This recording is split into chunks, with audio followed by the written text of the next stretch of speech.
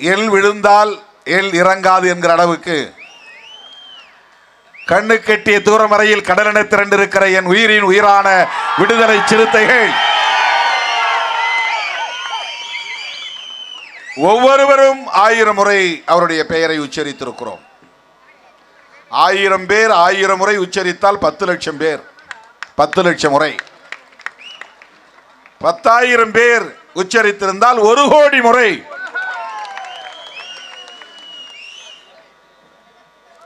இங்கே இந்த இடம் மட்டுமல்ல, இந்த பகுதி முழுவதும் எல்லா தெருக்களிலும் சிறுத்தைகள் நிறைந்து கிடக்கிறார்கள், நிற்கிறார்கள். திரும்புகிற திசையெல்லாம் சிறுத்தைகள். திரும்புகிற திசையில் பெயரை நாம் உச்சரிக்க வேண்டும். தன்னைத்தானே சாட்டை எடுத்து அடித்துக் கொள்வதை போன்ற நடவடிக்கை அல்ல இது.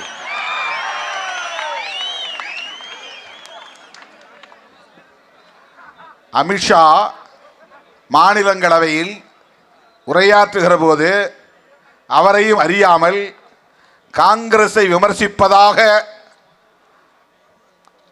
ஆத்திரம் பட்டு ஆவேசப்பட்டு அம்பேத்கர் அம்பேத்கர் அம்பேத்கர் அம்பேத்கர் அம்பேத்கர் அம்பேத்கர் அம்பேத்கர் என்று மூச்சு விடாமல் சொல்லிக்கொண்டே இருக்கிறார். அப்படி சொல்லிக்கொண்டே இருக்கிறார்களாம் எதிர்கட்சிகளை சார்ந்தவர்கள், காங்கிரஸ் கட்சியை சார்ந்தவர்கள். எந்த அளவுக்கு அந்த பெயர் அவருக்கும் அவரை சார்ந்தவர்களுக்கும் எரிச்சலை மூட்டி இருக்கும் என்பதை யூகிக்க முடிகிறது. இதே காங்கிரஸ்காரர்கள் வீர சவார்கர் வீர சவார்கர் சொல்லி இருந்தால் இவர்கள் ஆத்திரப்பட்டு இருப்பார்களா?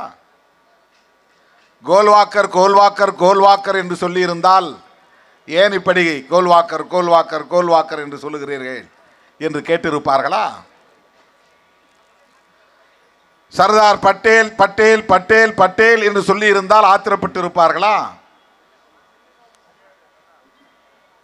ஹெட்கேவார் ஹெட்கேவார் ஹெட்கேவார் என்று சொல்லி இருந்தால் ஆத்திரப்பட்டு இருப்பார்களா? அவர்களின் RSS தலைவர்களின் பெயர்களை உச்சரித்திருந்தால் அவர்களுக்கு எரிச்சல் வந்திருக்குமா?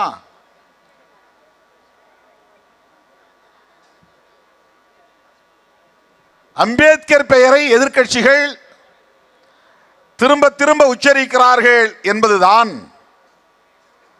அமித்ஷா உள்ளிட்ட RSS சங் பரிவார்களுக்கு எரிச்சல் உருவாகி இருக்கிறது. அதை அவரை அறியாமலேயே அதை வெளிப்படுத்தி விட்டார். பாரதிய ஜனதாவின் கேடுகாலம் அதிலிருந்து தான் தொடங்குகிறது.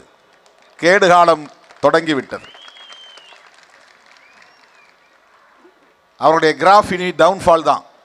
இப்படி ஏறிக்கிட்டே போச்சு இல்லையா? என்றைக்கு அவர் அம்பேத்கரை சீண்டினாரோ அன்றைக்கே அவர்கள் கீழ் நோக்கி இறங்கு முகம் ஆரம்பித்து விட்டது. காங்கிரஸ்காரர்கள் மீது உங்களுக்கு விமர்சனம் உண்டு, விமர்சித்துக் கொள்ளுங்கள். அதற்கு காங்கிரஸ் பதில் சொல்லும். ஆனால் அம்பேத்கர் பெயரை உச்சரிப்பதனால் உங்களுக்கு என்ன எரிச்சல்?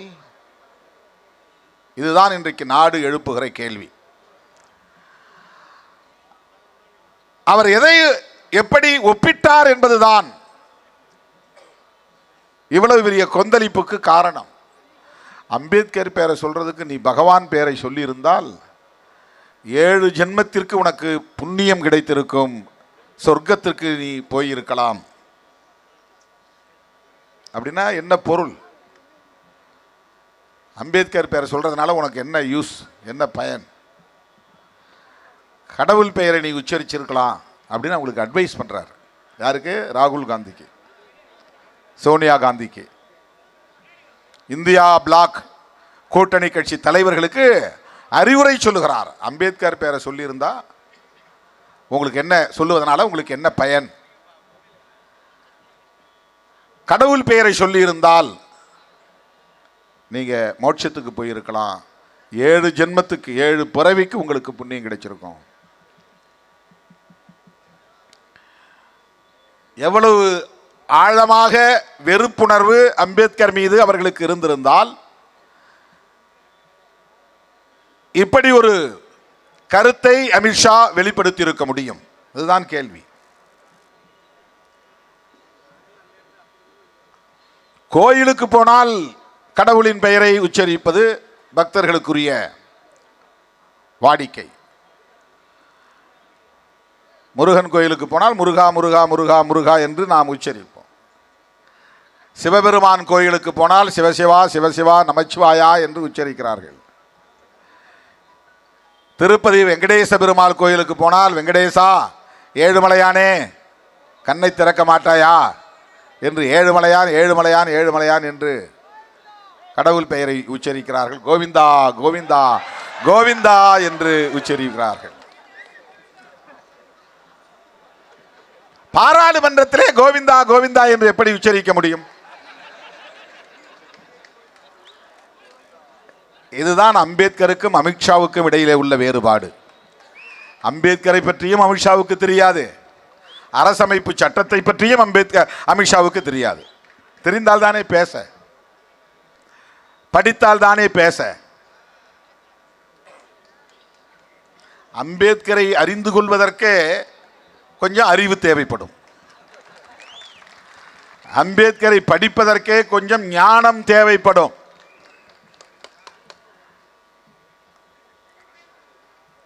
படித்தாலே கூட புரிந்து கொள்ள முடியாது. சும்மா எனக்கு எழுத தெரியும், படிக்க தெரியும், இங்கிலீஷ் என்னால் வாசிக்க தெரியும் அப்படின்னா அது போதாது. அதுக்கு கொஞ்சம் ஞானம் தேவை. அம்பேத்கர் எப்படிப்பட்ட ஆற்றலாளர் என்று அறிந்து கொள்வதற்கே ஆற்றல் தேவைப்படுகிறது. கற்றாரை கற்றோரே காமுறுவர் அப்படின்னு ஒரு பொன்மொழி இருக்கு. படித்தவர்களை படித்தவர்களால் தான் அடையாளம் காண முடியும். பாம்பின் கால் பாம்பறியும். ஞானிகளை ஞானிகளால் தான் புரிந்து கொள்ள முடியும். அறிவாற்றல் மிக்கவர்களை அறிவாற்றல் உள்ளவர்களால் தான் புரிந்து கொள்ள முடியும். அம்பேத்கரை புரிந்து கொள்வதற்கு இங்கு யாரும் இல்லை. அதுதான் இந்தியாவிலே அப்படி ஒரு ஞானம் உள்ளவர்கள், அம்பேத்கரை புரிந்து கொள்ளக்கூடிய அளவுக்கான ஞான தகுதி உள்ளவர்கள் குறைவு. ஏதோ ஓட்டு வாங்குறாங்க, ஜெயிக்கிறாங்க, ஆட்சி பீடத்தில் போய் உட்கார்ந்துக்கிறாங்க. புரட்சியாளர் அம்பேத்கர் அவர்களை பற்றி படித்திருந்தால், அவருடைய பங்களிப்பை பற்றி ஆய்ந்திருந்தால், அவரால் அப்படி ஒரு வார்த்தையை சொல்லி இருக்க முடியாது. அதனால்தான் நாம் முழக்கம் போடும்போது சொன்னோம், தமிழிலே எல்லாவற்றுக்கும் பழமொழி இருக்கிறது.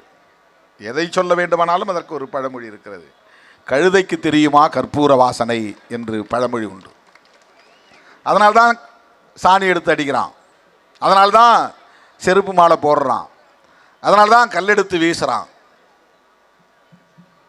ஏன்னா அம்பேத்கரை பற்றி இங்கே இருப்பவர்களுக்கு புரிந்து கொள்வதற்கே போதிய ஞானம் இல்லை. இந்தியாவின் பிரதமர் நாற்காலியிலே அமர்ந்திருக்கலாம், உள்துறை அமைச்சர் இருக்கையிலே அமர்ந்திருக்கலாம், ஆனால் புரட்சியாளர் அம்பேத்கர் அவர்களை பற்றி அவர் அறிந்தது மிக மிக சொற்பம். அவங்களுக்கெல்லாம் தெரிஞ்சது என்னன்னா, அவர் ஒரு ஷெட்யூல் காஸ்ட், தீண்டப்படாத சமூகத்திலே பிறந்தவர். எப்படியோ அவர் நிறைய படித்து விட்டார், ஸ்காலர்ஷிப் கிடைச்சது, அதனால் அவர் அரசமைப்பு சட்டத்தை எழுதுகிற வாய்ப்பை பெற்றுக்கொண்டார். இந்தியாவில் மிக உயர்ந்த சாதியில் பிறந்தவர்கள், கடவுளிடம் நெருக்கமாக நின்று சமஸ்கிருத பாஷையில் பேசக்கூடியவர்கள், உயர்ந்த சாதியை சார்ந்தவர்கள் ஏன் அம்பேத்கரை போல அரசமைப்பு சட்டத்தை எழுதியிருக்க வேண்டியது தானே? அதற்கு ஞானம் தேவை, அதற்கு ஞானம் தேவை. ஒரு பக்கம் ஆங்கிலத்திலே அல்லது அவர்கள் பேசுகிற இந்தியிலே கூட அரசமைப்பு சட்டத்தை பற்றி எழுதுவதற்கே தகுதி இல்லாதவர்கள் இன்றைக்கு ஆட்சி பீடத்தில் அமர்ந்திருக்கிறார்கள். ஒரு டெஸ்ட் வச்சு பார்க்கலாம், இருக்கிற கேபினெட் மினிஸ்டர்ஸ் எல்லாம் உட்கார வச்சு நரேந்திர மோடி, அமித்ஷா சிறு குறிப்பு வரைக, இந்திய அரசமைப்பு சட்டம் சிறு குறிப்பு வரைக, 100 சொற்களுக்கு மிகாமல் எழுதுக அப்படின்னு ஒரு பரீட்சை வைத்தால் இவர்களெல்லாம் தேர்ச்சி அடைவார்களா?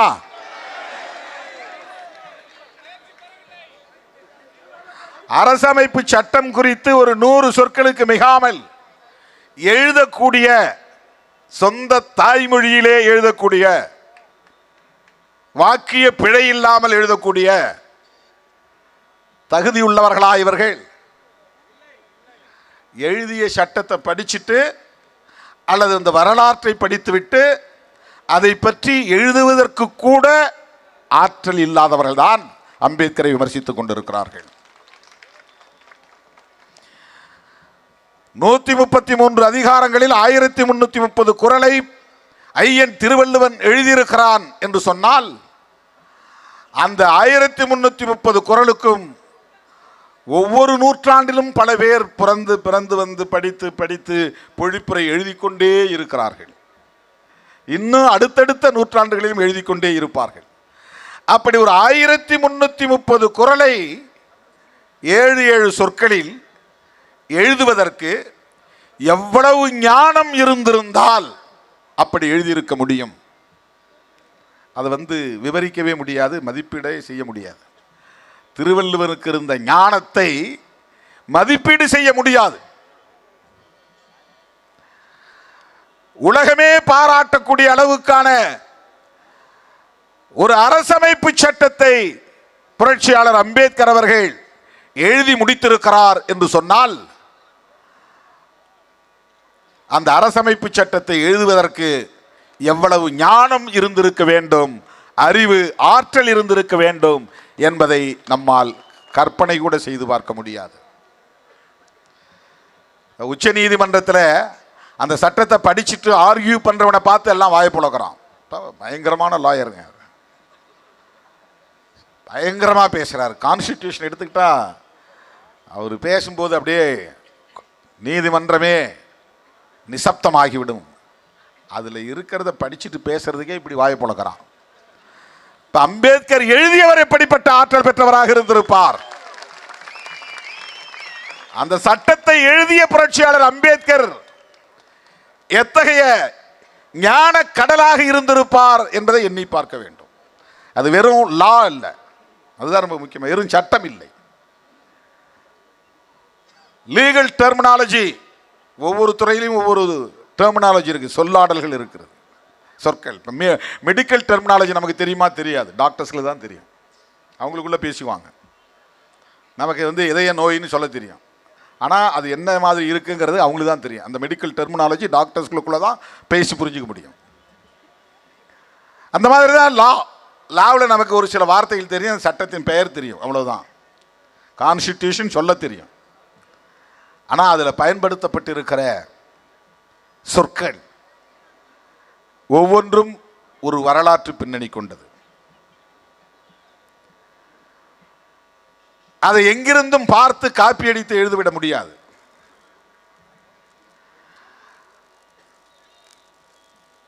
பல நாடுகளின் சட்டங்களை எல்லாம் எடுத்து வைத்துக் கொண்டு அந்த சட்டங்களில் இருக்கிற வார்த்தைகளை அப்படியே காப்பி அடித்து எழுத முடியாது. ஒரு தேசத்தை புதிதாக நிர்மாணிப்பதற்கு, கட்டமைப்பதற்கு தொலைநோக்கு பார்வையோடு அந்த தேசத்தில் வாழும் அனைத்து தரப்பு மக்களின் வாழ்க்கை முறையை, அவர்கள் பேசும் மொழி, அவர்கள் ஏற்றுக்கொண்டிருக்கிற மதம், அவர்கள் பின்பற்றுகிற கலாச்சாரம், அவர்களின் உணவு முறை, உடை முறை, அவர்களின் நீண்டகால பாரம்பரியம், ட்ரெடிஷன்ஸ், இவற்றையெல்லாம் அறிந்திருந்தால், தெரிந்திருந்தால் மட்டும்தான் அந்த மக்களுக்கு தேவையான ஒரு அரசமைப்பு சட்டத்தை தொலைநோக்கு பார்வையோடு எழுத முடியும். ஆகவே அரசமைப்பு சட்டத்தை எழுதுவதற்கு முன்பு இந்த தேசத்தை பற்றிய ஞானம் இருந்திருக்க வேண்டும். தேசப்பிதா காந்தியடிகளும் பாரிஸ்டர் பட்டம் பெற்றவர் தான், பாரத் லா. ஐயா நீங்க தான் இங்க மகாத்மா, நீங்களே எழுதுங்கன்னு யாரும் சொல்லல.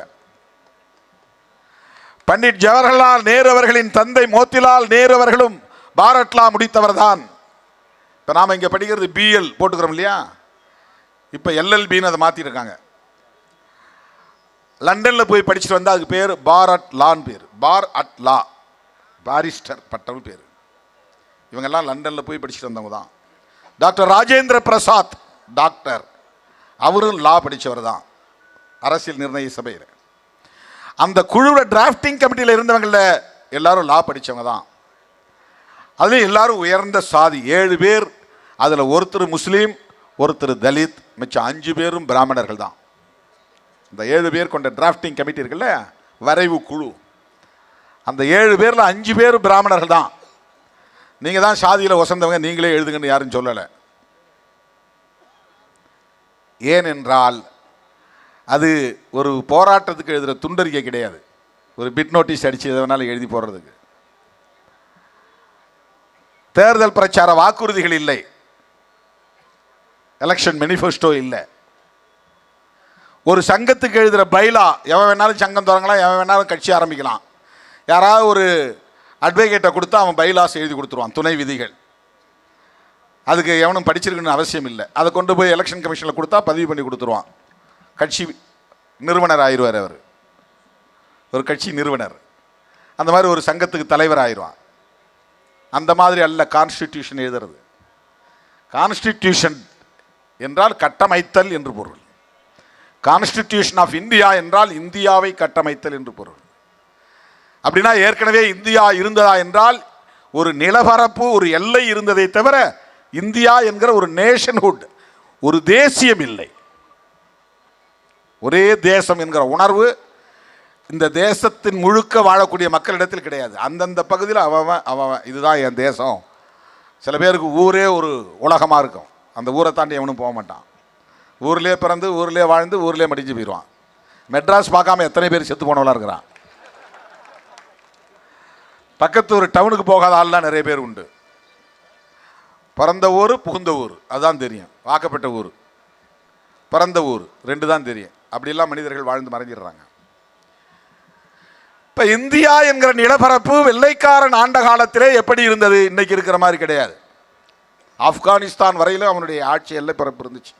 இன்னைக்கு இருக்கிற பாகிஸ்தான் இருக்குல்ல, அதெல்லாம் ஒரே இந்தியா எல்லைக்குள்ளே தான் இருந்துச்சு. இன்னைக்கு இருக்கிற பங்களாதேஷ் இருக்குல்ல, அது பெங்கால் என்கிற பெயரில் ஒன்றா இருந்துச்சு. வெஸ்ட் பெங்காலும் பங்களாதேஷும் ஒரே பகுதியாக இருந்துச்சு. மியான்மர், இன்னைக்கு மியான்மர், அன்னைக்கு பேர் பர்மா, அது பிரிட்டிஷ்காரன் கண்ட்ரோலில் தான் இருந்துச்சு. அதுதான் அகண்ட பாரதம் அவனு மொழியில், ஆர்எஸ்எஸ் காரர்கள் மொழியில். ஆனால் அந்தந்த பகுதியில் வாழக்கூடியவர்கள் அவரவர் நிலப்பரப்புக்குள்ளே அவரவர் பேசுகிற மொழி, அவரவர் கலாச்சாரம் என்கிற நிலைக்குள்ளே சுருங்கி கிடந்தார்கள். ஒரு நேஷன்ஹுட் என்பது கிடையாது, ஒரே தேசம் என்கிற உணர்வு கிடையாது. அப்படிப்பட்ட ஒரு சூழலில் வெள்ளைக்காரன் 1600 முதலில் பெங்கால் பகுதியிலே தான் வந்து இறங்குறான். கிழக்கு இந்தியா, இந்தியாவுடைய கிழக்கு பகுதி, கிழக்கிந்திய கம்பெனி, ஈஸ்ட் இந்தியா கம்பெனி. அவங்கெல்லாம் வணிகர்கள், வியாபாரம் செய்கிறதுக்கு எலிசபெத் மகாராணியிடம் உரிமை வாங்கி கொண்டு, லைசன்ஸ் அனுமதி பெற்றுக்கொண்டு இங்கே வியாபாரம் செய்ய வந்தவர்கள்.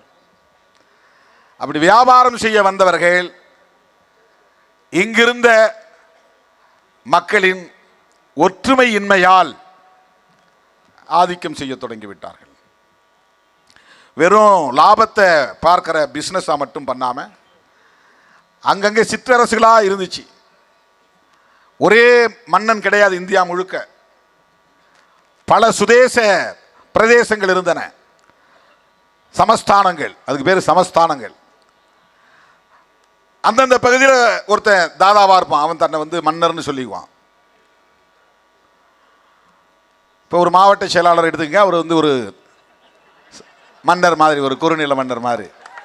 இது என் ஏரியா உள்ள வராத, இங்கே போஸ்டர் ஒட்டாத, என் பேரை பெருசாக எழுதுறேன்னா அப்புறம் நான் ஒட்டி ஆளை விட்டு அழிச்சிருவேன். அந்த மாதிரி செஞ்சுக்கிட்டு இருந்திருப்பான். அப்போ அவன்லாம் அப்போ வந்து மன்னர்கள், சமஸ்தான மன்னர்கள்.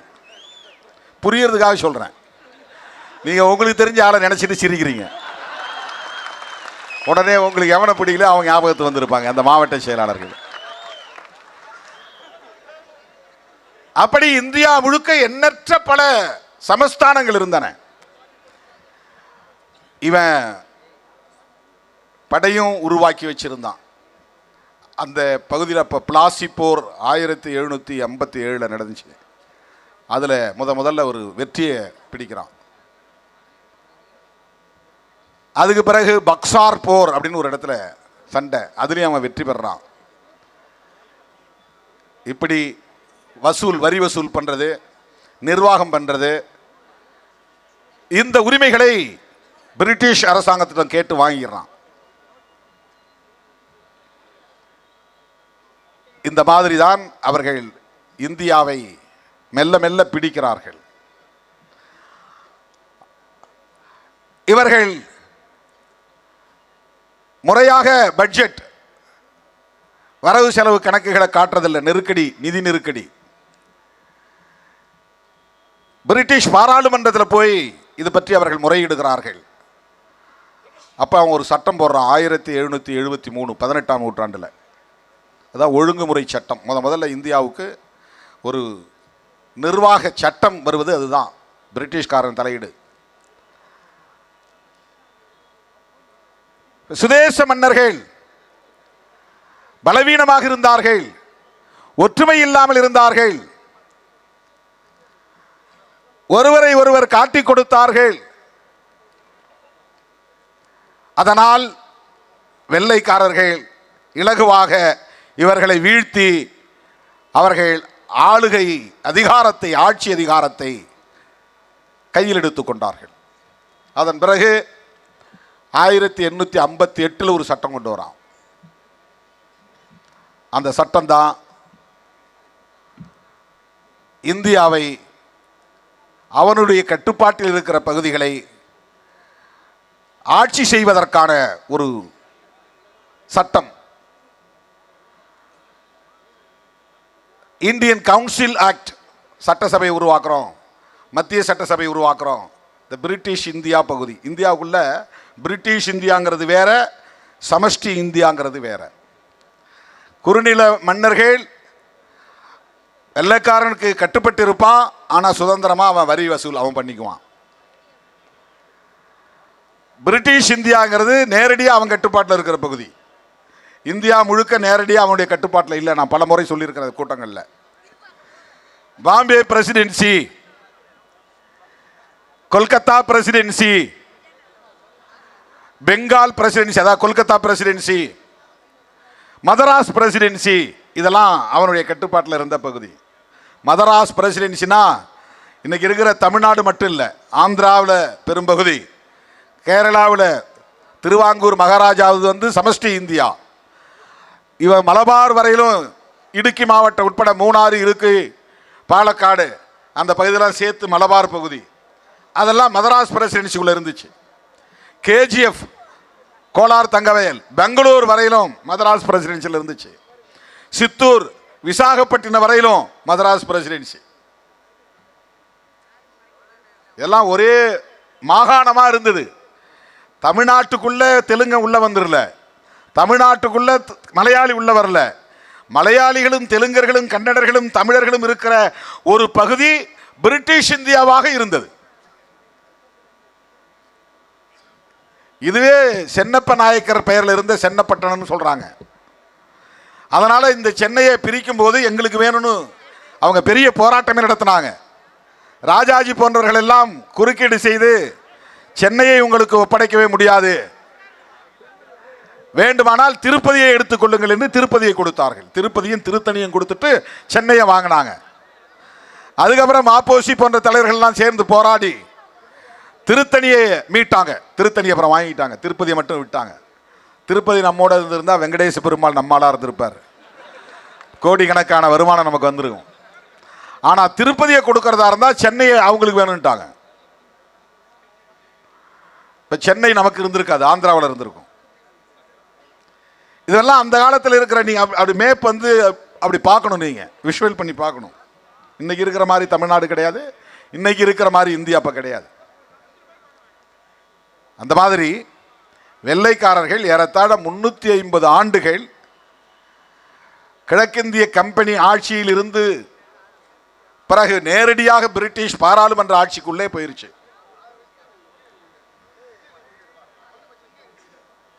பல சட்டங்கள் வருது, நேரடியாக பிரிட்டிஷ் பாராளுமன்றத்தின் கட்டுப்பாட்டுக்குள்ள பிரிட்டிஷ் இந்தியா பகுதி போயிருச்சு. எதுவாக இருந்தாலும் நீதி தொடர்பான வழக்குகளாக இருந்தால் அங்கே பிரிவி கவுன்சில் தான் போகணும், அப்பீலேட்டு மேல்முறையீட்டுக்கு. சட்டத்தில் ஏதாவது திருத்தம் வேணும்னா parliament, house of common, house of lords, 2 அவை உண்டு. பிரபுக்கள் சபை உண்டு, மக்கள் சபை ஒன்று உண்டு.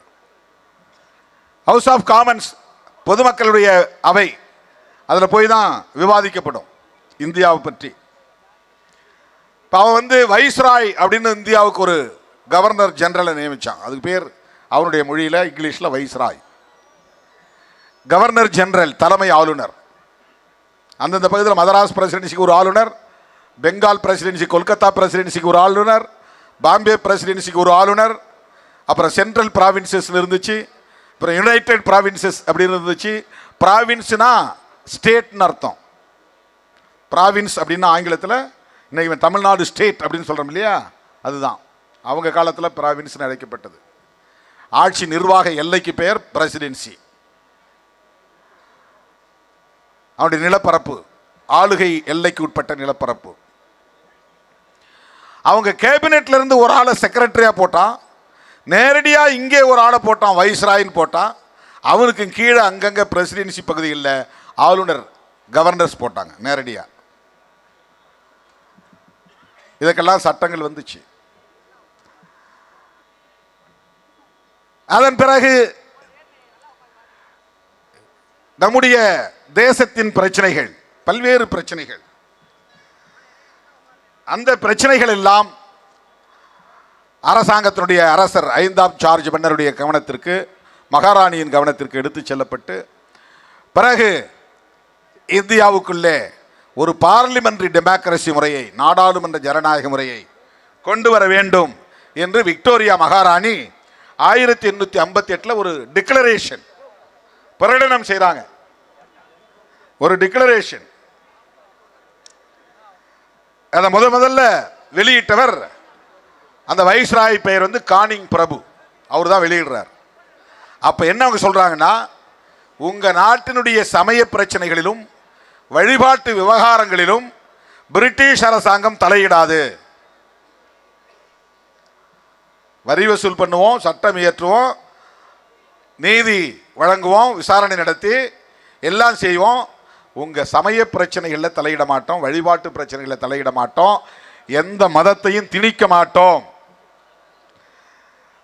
எல்லோரும் இந்திய பிரஜை, பிரிட்டிஷ் பிரஜைகள். நம்மளாம் இந்தியன் சிட்டிசன்ஸ் கிடையாது. அவருடைய ஆட்சி காலத்தில் நம்மெல்லாம் பிரிட்டிஷ், நம்முடைய முன்னோரெல்லாம் அப்போ வந்து பிரிட்டிஷ் சிட்டிசன்ஸ், இங்கிலாந்து நாட்டு குடிமக்கள். ஒரு காலத்தில் காலனி ஆதிக்கம் இங்கே இருந்தப்போ அவர்களெல்லாம் இந்திய நாட்டு பிரஜைகள் அல்ல, பிரிட்டிஷ் சிட்டிசன்ஸ், இங்கிலாந்து நாட்டு பிரஜைகள். இப்படி படிப்படியாக வெவ்வேறு காலகட்டத்தில் மக்களுடைய போராட்டங்களை எடுத்து, கோரிக்கைகளை எடுத்து புதிய புதிய சட்டங்களை கொண்டு வருகிறார்கள். மின்டோ மார்லி சீர்திருத்தம். மின்டோன்னா அவர் பேர் செக்ரட்டரி, மார்லின்னா அவர் வந்து வைஸ்ராய், 2 பேர். அது இந்தியாவுக்கு ஒரு செயலாளர், இந்தியாவுக்கு ஒரு வைஸ்ராய், அவங்க 2 பேரும் சேர்ந்து கொண்டு வர சீர்திருத்தம். அதுக்கு பிறகு மான்டேக் அண்ட் செம்ஸ்ஃபோர்ட், அதில் ஒருத்தர் செயலாளர், ஒருத்தர் வைஸ்ராய், அவங்க சீர்திருத்தம் கொண்டு வராங்க. இதெல்லாம் வந்து புதிய புதிய சட்டங்களை இயற்றுவதற்கும் திட்டங்களை தீட்டுவதற்கும் வழிவகுத்தன. அதற்கு பிறகு மிக முக்கியமான ஒரு காலகட்டம், இந்த சட்டங்கள்லாம் இந்தியன் கவுன்சில்னா இப்போ யூனியன் கவுன்சில் இருக்குல்ல, மெட்ராஸ் கார்பரேஷன்லாம் கவுன்சிலர் தானே சொல்கிறோம், ஆட்சி நிர்வாக சபை. நகராட்சியில் நகராட்சி கவுன்சில் சொல்கிறோம். அந்த மாதிரி ஸ்டேட்டுக்கு வந்து ஒரு கவுன்சில், அதுக்கு பேர் அப்போலாம் லெஜிஸ்லேட்டிவ் கவுன்சில் தான் பேர். இப்போ பார்லிமெண்ட் இருக்கு, அதுக்கு பேர் பார்லிமெண்ட்ல சென்ட்ரல் லெஜிஸ்லேட்டிவ் கவுன்சில். டெல்லியில் இருந்த பாராளுமன்றத்துக்கு பேர் அப்போ வந்து சென்ட்ரல் லெஜிஸ்லேட்டிவ் கவுன்சில், மத்திய சட்ட மன்றம், மத்திய சட்டமன்றம் சபை, மத்திய சட்ட சபை, அப்படிதான் அதுக்கு பேர் இருந்துச்சு. இப்போதான் பார்லிமெண்ட் சொல்றோம், லோக்சபா ராஜ்யசபான்னு நம்ம பிரித்து சொல்றோம். அப்போ அப்படி கிடையாது. இந்தியாவுக்கு ஒரு அரசமைப்பு சட்டம் தேவைப்படுகிறது. இது காங்கிரஸ் கட்சியினுடைய தீர்மானம். இதே 1928 சென்னையில் காங்கிரஸ் கட்சியினுடைய மாநாட்டு தீர்மானம் நிறைவேற்றுறாங்க.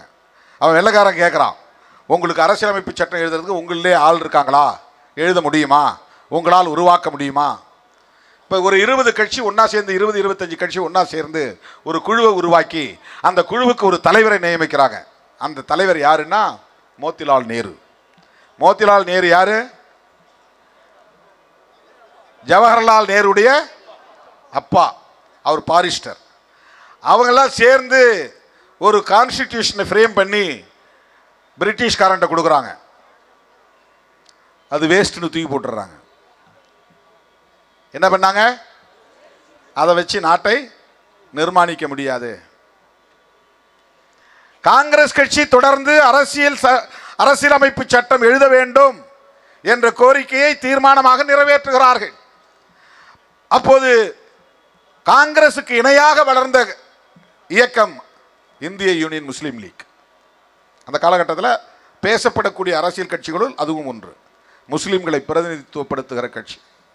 இவர்கள் எல்லோரும் சேர்ந்து இந்திய நாட்டுக்கு ஒரு அரசமைப்பு சட்டம் தேவை என்கிற கருத்தை முன்வைத்ததை அடுத்து பிரிட்டிஷ் அரசாங்கம் சைமன் குழுவை அனுப்புகிறது. சைமன்கிற ஒரு அதிகாரியின் தலைமையில் 1927 சைமன் குழு. அதில் சில உறுப்பினர்களை போடுறாங்க. அந்த உறுப்பினர்களில் ஒருத்த கூட இந்தியன்ஸ் கிடையாது, இந்தியாவை சார்ந்தவர்கள் கிடையாது. அதனால காந்தியடிகள் என்ன பண்றாருன்னா, சைமன் குழுவை புறக்கணிப்போம், எல்லோருக்கும் அறைகோல் விடுக்கிறார், யாரும் சைமன் குழுவை பார்க்க கூடாது. இந்த இடத்தில் தான் புரட்சியாளர் அம்பேத்கர் எத்தகைய ஆளுமை மிக்கவர் என்பதை புரிந்து கொள்ள வேண்டும். எவ்வளவு விழிப்பாய் இருந்திருக்கிறார் என்பதை புரிந்து கொள்ள வேண்டும். எவ்வளவு சமூக அக்கறையோடு இருந்திருக்கிறார் என்பதை புரிந்து கொள்ள வேண்டும். எந்த அளவுக்கு விளிம்புநிலை மக்களின் மீது கவலை கொண்டிருந்தார் என்பதை புரிந்து கொள்ள வேண்டும். தேசமே தன்னை மகாத்மா என்று சொல்லுகிற நிலையில், தேச பிதா என்று சொல்லுகிற நிலையில் தன்னுடைய பேச்சை அனைவரும் மீற மாட்டார்கள் என்கிற நம்பிக்கையில் சைமன் குழுவை புறக்கணிப்போம் என்று அறைகோல் எடுக்கிறார். புரட்சியாளர் அம்பேத்கர் ஒருவர் மட்டும் சைமனை சந்தித்து மனு கொடுக்கிறார்.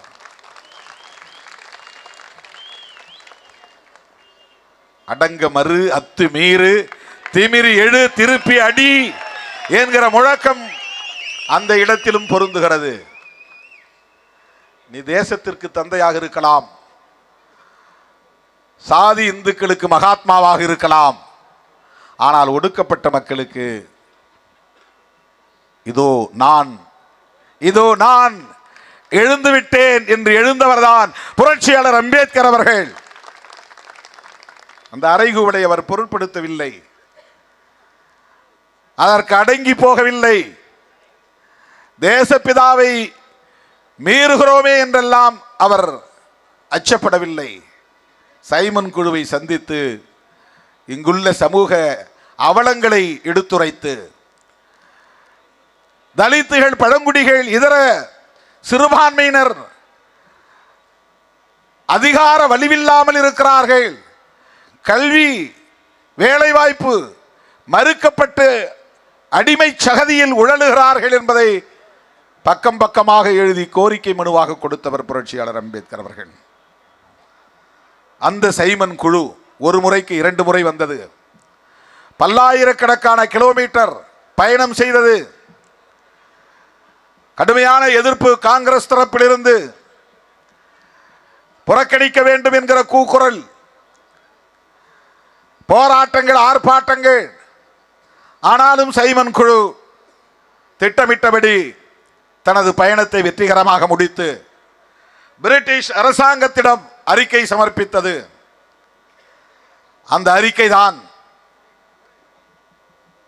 அரசமைப்பு சட்டத்தை உருவாக்க வேண்டிய தேவையை உணர்த்துகிறது. அந்த அறிக்கையின் அடிப்படையில் தான் வட்டமேசை மாநாட்டை நடத்துவதற்கு பிரிட்டிஷ் அரசாங்கத்திற்கு வழிவகை செய்தது. அந்த சைமன் குழு முஸ்லிம்களுக்கு தனி பிரதிநிதித்துவம் வழங்க வேண்டும் என்று பரிந்துரைத்தது. அந்த சைமன் குழு பர்மாவை தனியே பிரிக்க வேண்டும் என்று பரிந்துரைத்தது. அந்த சைமன் குழு இரட்டை ஆட்சி முறையை நீக்க வேண்டும் என்று சொன்னது. அப்ப இரட்டை ஆட்சி முறைனா சில சப்ஜெக்ட் நேரடியாக ஆளுநர் கண்ட்ரோல் இருக்கும், சில சப்ஜெக்ட் லோக்கல்ல இருக்கிற அமைச்சர்கள் கண்ட்ரோல் இருக்கும். அப்படி இரட்டை ஆட்சி முறை இருந்தது. அந்த இரட்டை ஆட்சி முறையை ஒழிக்கணும், அதனால எந்த பயனும் இல்லை. சிந்து, ஒரிசா இதுவெல்லாம் தனித்தனி மாகாணங்களாக பிரிக்கப்பட வேண்டும். அப்ப அது சென்ட்ரல் ப்ராவின்ஸ்குள்ள இருந்திருக்கும் நினைக்கிறேன். மத்திய மாகாணங்கள் தனி மாகாணமா பிரிக்கிறாங்க. பஞ்சாபோட ஒட்டி இருக்கிறதா சிந்து. சிந்து பகுதி தான் இப்ப பாகிஸ்தானா மாறி இருக்கு. ஒடிசா இந்தியாவோட இருக்கு. சிந்து மாகாணம் இப்ப பாகிஸ்தானோடு இருக்கு. சைமன் குழுவுடைய பரிந்துரையிலே அவை முக்கியமானவை. அதன் அடிப்படையில் உருவான முதல் சட்டம் 1935 ஆண்டு கவர்மெண்ட் ஆஃப் இந்தியா ஆக்ட், இந்திய அரசாங்க சட்டம், ஆட்சி சட்டம். இந்த அரசமைப்பு சட்டம் உருவாவதற்கு முன்பு ஒரு அரசமைப்பு சட்டமாக இருந்து பிரிட்டிஷ் இந்தியாவை ஆளுவதற்கு உரிய சட்டமாக பிரிட்டிஷ் பாராளுமன்றத்திலே நிறைவேற்றப்பட்டது.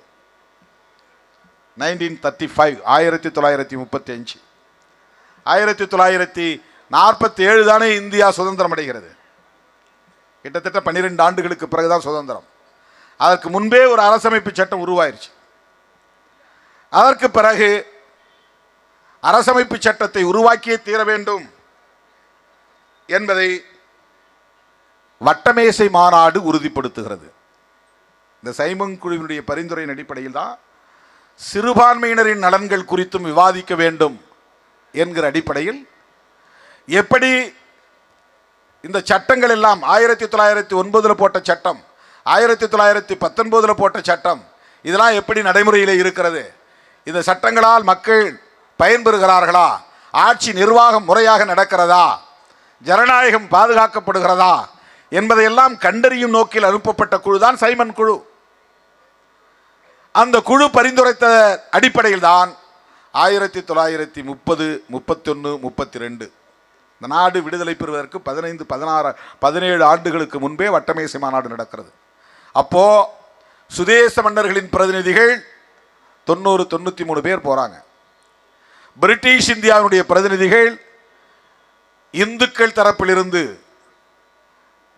சீக்கியர் தரப்பிலிருந்து, முஸ்லீம் தரப்பிலிருந்து தனித்தனியே இத்தனை பேர் என்று தீர்மானித்து அவர்கள் எல்லாம் அழைக்கப்படுகிறார்கள். முஸ்லீம் பிரதிநிதிகளும் போறாங்க, சீக்கிய பிரதிநிதிகள் போறாங்க, இந்து பிரதிநிதிகள், அதுல தான் காந்தி பெயரும் இருக்கு, இடம்பெற்று இருக்கிறது. ஆனால் அந்த இந்துக்களின் பிரதிநிதிகள் என்கிற பெயரில் இல்லாமல் ஷெட்யூல் காஸ்ட், ஷெட்யூல் டிரைப்ஸ், இந்த மண்ணின் பூர்வீக குடிகளின் பிரதிநிதிகளாக புரட்சியாளர் அம்பேத்கர் அவர்களும் தமிழ் மண்ணை சார்ந்த தாத்தா ரெட்டமலை சீனிவாசன் அவர்களும் 2 பேர் பங்கேற்கிறார்கள். இந்த வரலாற்று பின்னணியை நாம புரிஞ்சுக்கணும். வட்டமேசை மாநாடு 3 முறை தொடர்ந்து நடக்கிறது. 30, 31, 32. அதுல நிறைய குழுக்கள், சிறுபான்மையினர் குழு தனியா இருக்கு, வாக்குரிமை குழு தனியா இருக்கிறது.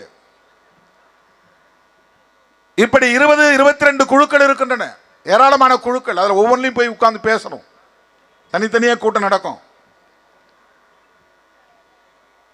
முதல் வட்டமேசை மாநாட்டில் காந்தி பங்கேற்கவில்லை.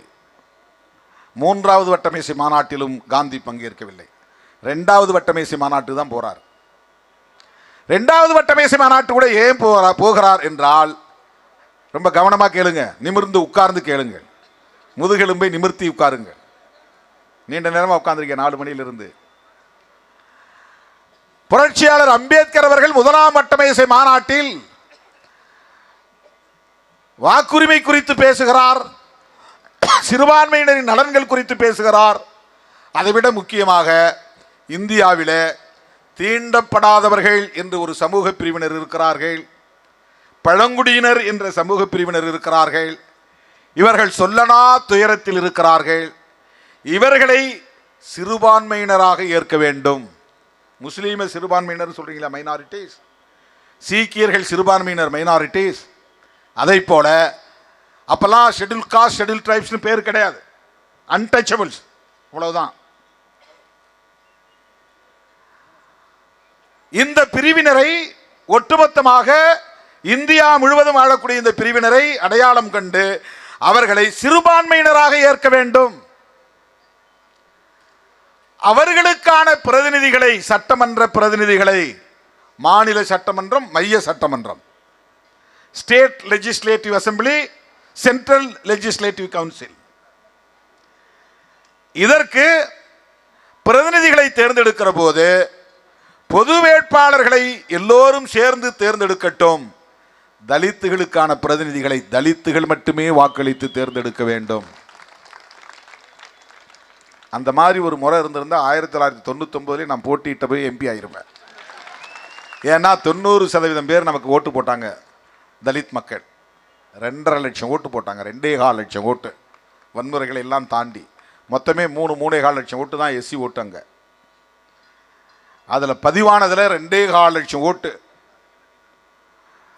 அப்படியே அக்மார்க் நெய்ன்னு சொல்லுவாங்க இல்லையா, அந்த மாதிரி அவ்வளவு ஓட்டு, 100 விழுக்காடு தலித் மக்கள் போட்ட ஓட்டு. கொஞ்சம் கூட இப்ப கலப்படமா இருக்குது, அப்ப கலப்படம் கிடையாது. இப்ப எல்லாரும் சேர்ந்து ஜனநாயக சக்திகள் எல்லாம் சேர்ந்து வாக்களிக்கிறார்கள். நம் மீது நம்பிக்கை வந்திருக்கிறது. நமக்கான தலைவராகவும் திருமாவளவன் இருக்கிறார் என்ற நம்பிக்கை வந்திருக்கிறது. நமக்காகவும் குரல் கொடுக்கக்கூடியவராக இருக்கிறார் என்கிற நம்பிக்கை வந்திருக்கிறது. பரந்த பார்வை உள்ளவராக இருக்கிறார் என்கிற நம்பிக்கை வந்திருக்கிறது. அன்னைக்கு வரல. அப்போ 2.25 லட்சம் பேரும் பெரும்பான்மையாக வாக்களித்தும் ஷெட்யூல் காஸ்ட் சமூகத்தை சார்ந்த அனைவரும் 90 விழுக்காடு எங்கள் பிரதிநிதி திருமாவளவன் தான் என்று ஓட்டு போட்டும் ஜெயிக்க முடியல.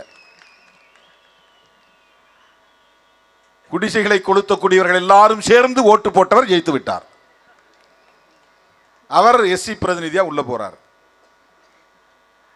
இதை பாருங்க, எத்தனை வருஷத்துக்கு முன்னால உணர்ந்திருக்கிறார் பாருங்க. 1999 சிதம்பரம் தொகுதியில் இப்படி தேர்தல் நடக்கும்.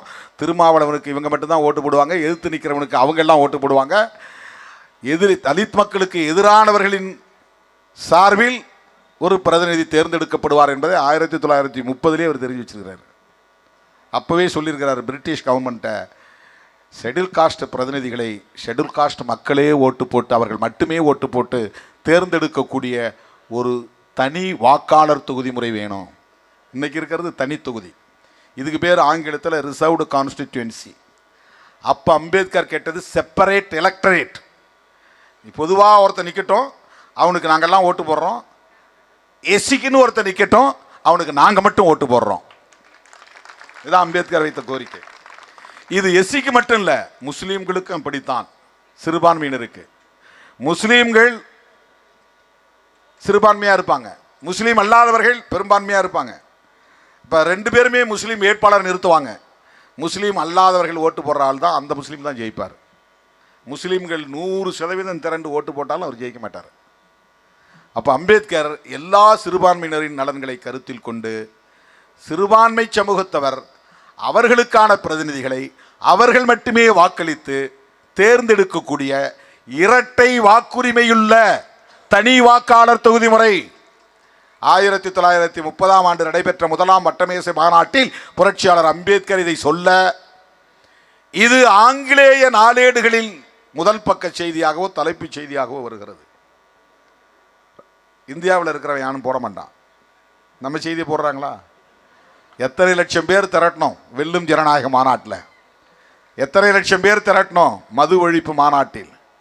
4வது பக்கம் 8வது பக்கம் 3 காலம் 2 காலம் 1 காலம் செய்தி. மீடியா ரசிகர்கள் மாநாடு நடத்தினா அது 1.5 மாசம் 2 மாசம் பெரிய பெரிய செய்தி.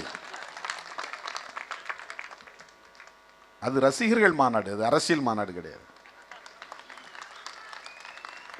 கொள்கை அடிப்படையில் திரண்டு வந்தவர்கள் அல்ல, ஒரு ஹீரோயிசத்தின் அடிப்படையில் திரண்டு வந்தவர்கள்.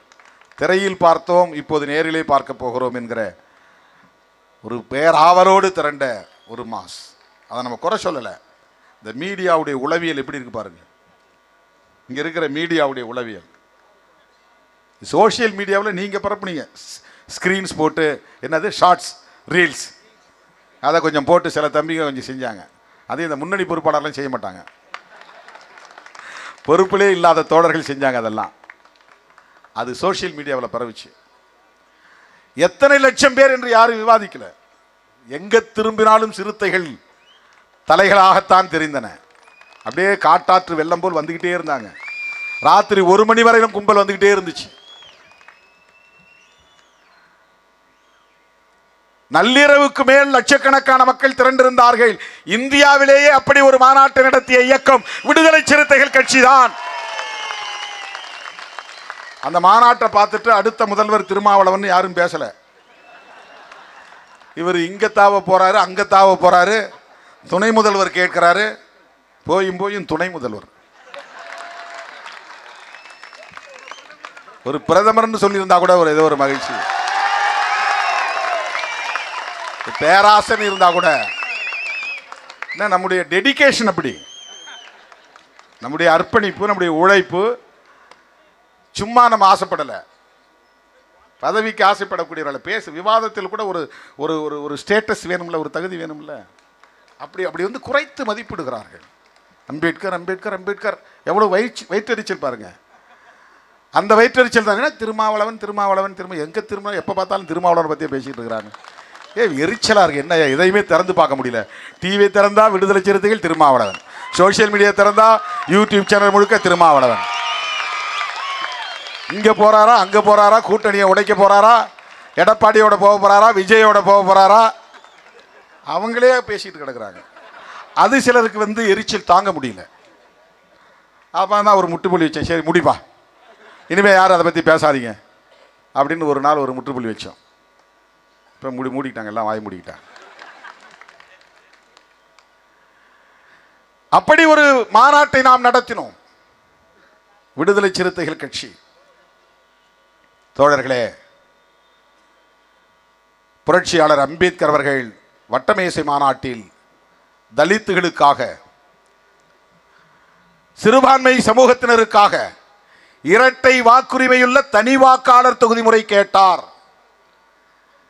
அதில் கன்வின்ஸ் ஆயிட்டான். யாரு? பிரிட்டிஷ் ஏகாதிபத்தியம். நீ சொல்றதுல நியாயம் இருக்கு. காந்தியடிகள் எழுந்து பேசுறார் 2வது வட்டமேசை மாநாட்டுக்கு. அதுக்காக தான் போறார். இந்த செய்தி வந்தது பத்திரிகைகள்ல, இந்தியாவில் வரல, இங்கிலாந்து நாட்டில் வந்துச்சு. அது காந்தியினுடைய கவனத்துக்கு போச்சு.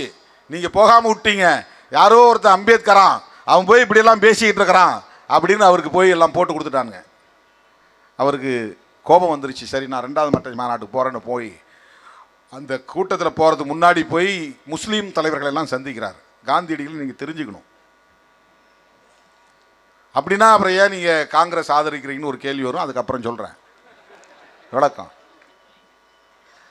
காந்தியடிகள் போய் முஸ்லீம் தலைவர்கள் எல்லாம் சந்திக்கிற போது ஆகா கான் ஒரு தலைவர் அங்க இருந்தார். அவரும் ஒரு பிரதிநிதி அங்கே வந்திருந்தார். அவர் பேர் ஆகா கான். அவர்கிட்ட போய் கேட்குறாரு, இவர் நீங்கள் வந்து உங்கள் சமூகத்துக்காக பல கோரிக்கைகளை எழுப்ப வரீங்க, 14 கோரிக்கைகள் வச்சுருக்கிறீங்க, நான் பார்த்தேன். அத்தனையும் நான் அப்படியே அன்கண்டிஷனலாக சப்போர்ட் பண்ணுறேன், நிபந்தனையற்ற ஆதரவு தரேன். நீங்கள் ஒன்றே ஒன்று செய்யணும். என்ன செய்யணும்? அம்பேத்கர் கொண்டு வர்ற தீர்மானத்துக்கு நீங்கள் ஆதரவு தரக்கூடாது. என்ன அம்பேத்கர் கொண்டு வராரு? Separate electorate with dual voting power, 2 வாக்குரிமை உள்ள தனி வாக்காளர் தொகுதி முறை. அப்போ ஆகா கான் சொல்லியிருக்கிறாரு, அவரும் எங்களைப் போல ஒடுக்கப்பட்டவர்களுக்காக பேச வந்திருக்கிறார், எளிய மக்களுக்காக பேச வந்திருக்கிறார். நீங்க சொல்றதுக்கு நான் வந்து இணங்க முடியாது, நான் ஈல்டாக மாட்டேன். ஆகா கான் மறுத்துறார். அந்த வட்டமேசை மாநாட்டில் தான் அம்பேத்கருக்கும் காந்திக்கும் நேருக்கு நேர் மோதல் நடந்திருக்கிறது. அம்பேத்கர் எழுந்து பேசிய உடனே காந்தி சொல்லியிருக்கிறாரு, நான் தான் இந்துக்களின் பிரதிநிதி, நான் தான் அந்த கருத்தை பேசுவேன். அம்பேத்கர் சொல்லியிருக்கிறாரு, நீங்கள் சாதி இந்துக்களின் பிரதிநிதி, நான் ஒடுக்கப்பட்ட மக்களின் பிரதிநிதி அப்படின்னு சொல்லியிருக்கிறார். இது நேருக்கு நேர் நடந்திருக்குது. வெள்ளைக்காரன் அந்த விவாதத்தை எல்லாம் கேட்டு முடித்து செப்பரேட் எலெக்டரேட் ஆர்டர் போட்டுறான். காந்தி இங்கேருந்து மாநாடு முடிஞ்ச பிறகு நேராக போயிடுறார். அங்கே போய் ஒரு போராட்டம் நடத்தி பூனாவில் கைதாகி எரவாடாங்கிற இடத்துல ஒரு சிறையில் கைதாகி உள்ளே போயிடுறாரு. உள்ளே போய் இருந்துக்கிட்டே கடிதம் எழுதுறார். யாருக்கு? 5ஆம் ஜார்ஜ் மன்னருக்கு, ராம்சே மெக்டொனால்டு. அவருக்கு கடிதம் எழுதுறார். எந்த காரணத்தை முன்னிட்டு அம்பேத்கருடைய கோரிக்கையை நிறைவேற்றிவிட வேண்டாம். அப்படி நீங்கள் நிறைவேற்றினால் நான் சாகும் வரை உண்ணாவிரதம் இருப்பேன். அவர் கடிதம் போய் சேரத்துக்குள்ள ஆர்டர் போட்டாங்க, செப்பரேட் எலெக்டரேட், அம்பேத்கருக்கு அவருடைய கோரிக்கையை நிறைவேற்றுகிறோம் போட்டான். இவருக்கு தகவல் கிடைக்குது, ஆத்திரம் பொங்குகிறது. உடனே உண்ணாவிரத போராட்டம் அறிவிச்சிட்டார். 1932 செப்டம்பர் 20ஆம் தேதி. அப்ப சிறையில் இருக்கிறார் அவர். பல முறை கடிதம் எழுதியும் நேருக்கு நேராக பேசியும் இப்படி பண்ணிட்டாங்களே அப்படிங்கிற ஆத்திரத்தில் இதை திரும்ப பெறுகிற வரையில் நான் உண்ணாவிரதம் இருப்பேன். நல்ல வேளை அவங்களுக்கு யாரும் சாட்டை யாரும் அடிச்சிங்கன்னு சொல்லலை. கூட இருந்தவன் யாரும் அப்போ வந்து, காந்திஜி உங்களுக்கு நான் சாட்டை வாங்கி தரேன், நீங்கள் அடிச்சிக்கிங்க அப்படின்னு யாரும் அப்போ ஆலோசனை சொல்லலை. அவர் வந்து உண்ணாவிரதம் இருப்பேன். அவர் உண்ணாவிரதம் இருந்தால் எப்படி இருப்பார்னா, ஆட்டுப்பாலும் சாப்பிடுவார், கடலைக்கொட்டையும் சாப்பிடுவார், சோறு சாப்பிட மாட்டார், ரொட்டி சாப்பிட மாட்டார், சாம்பார் சட்னி இருக்காது. ஆட்டுக்கடலையும் வேர்க்கடலையும், ஆட்டு பாலும் வேர்க்கடலையும்.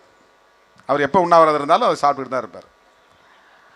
ஆட்டுப்பால் நல்ல புரோட்டீன் உள்ள ஒரு உணவு, வேர்க்கடலையும் நல்ல புரோட்டீன் உள்ள ஒரு உணவு. தினம் ஒரு 10 பேர் வேர்க்கடலை சாப்பிட்டா நல்லது உடம்புக்கு. அவ்வளோ அற்புதமான ஒரு உணவு அது. காந்தி எப்படி கண்டுபிடிச்சு வச்சிருக்காரு பாருங்க. செப்டம்பர் மாதம் 20ஆம் தேதி 1932ஆம் ஆண்டு எரவாடா சிறைச்சாலையிலே ஆங்கிலேய ஏகாதிபத்தியத்தின் அரசாணையை எதிர்த்து சாகும் வரை உண்ணாவிரத போராட்டம்.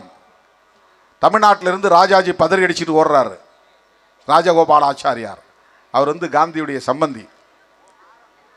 தமிழ்நாட்டிலிருந்து முதுபெரும் தலைவர் எம்.சி. ராஜா போறார். எம்.சி. ராஜா அம்பேத்கருக்கு ஆதரவா போல, காந்தியடிகளுக்கு ஆதரவா போறார். அப்படி ஒரு அரசியல் நடந்தது. அவர் அம்பேத்கர் வாழ்ந்த காலத்தில் தலித் தலைவர்கள் அவ்வளவு எளிதாக அவரை ஏற்றுக்கொள்ளவில்லை. இப்போ நமக்கு எதிராக நிறைய பேர் வேலை செய்கிறாங்க பாருங்க.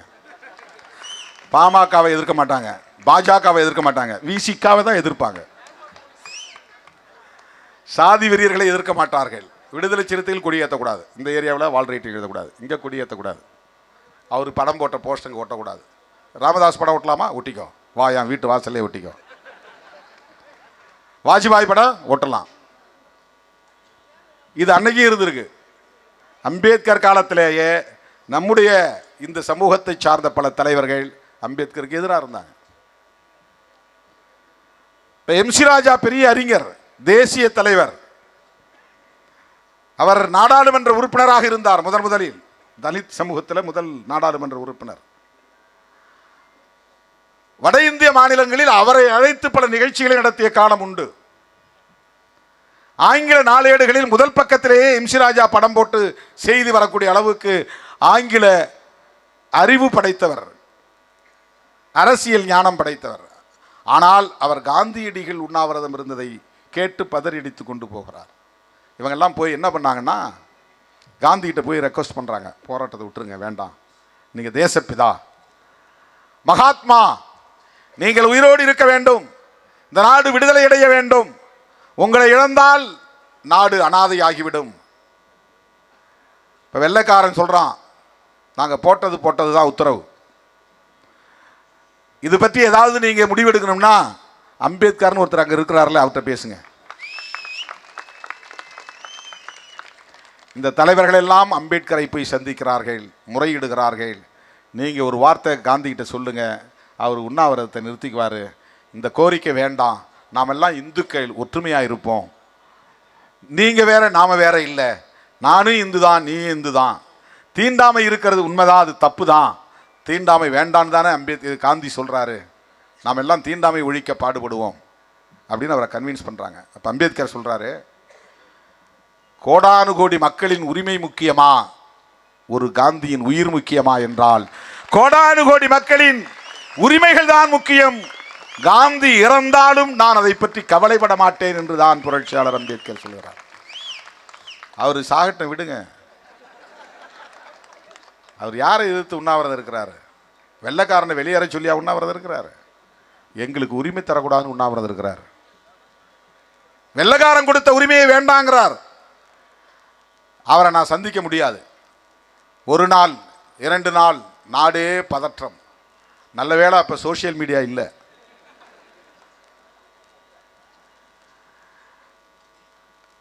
தொடர்ந்து பதற்றம் நிலவிய சூழலில், பலரும் அழுத்தம் கொடுத்த சூழலில், சரி போய் பார்த்துட்டு தான் வருவோமேன்னு போறார். யார்? அம்பேத்கர். எங்க? எரவாடா சிறைச்சாலைக்கு. இவங்கெல்லாம் என்ன நினைச்சாங்கன்னா, காந்தி சன்னியாசி கோலத்தில் இருக்கிறாரு. தெரியுங்களா எப்படி இருப்பாரு? உங்களுக்கு தெரியும். அவரை பார்த்தா எல்லாரும் வந்து உடனே காலை தொட்டு வணங்குவாங்க, கீழே விழுந்துருவாங்க. அம்பேத்கரையும் அப்படி சராசரி ஆளாக அவங்க நினைச்சு அழைச்சிட்டு போனாங்க.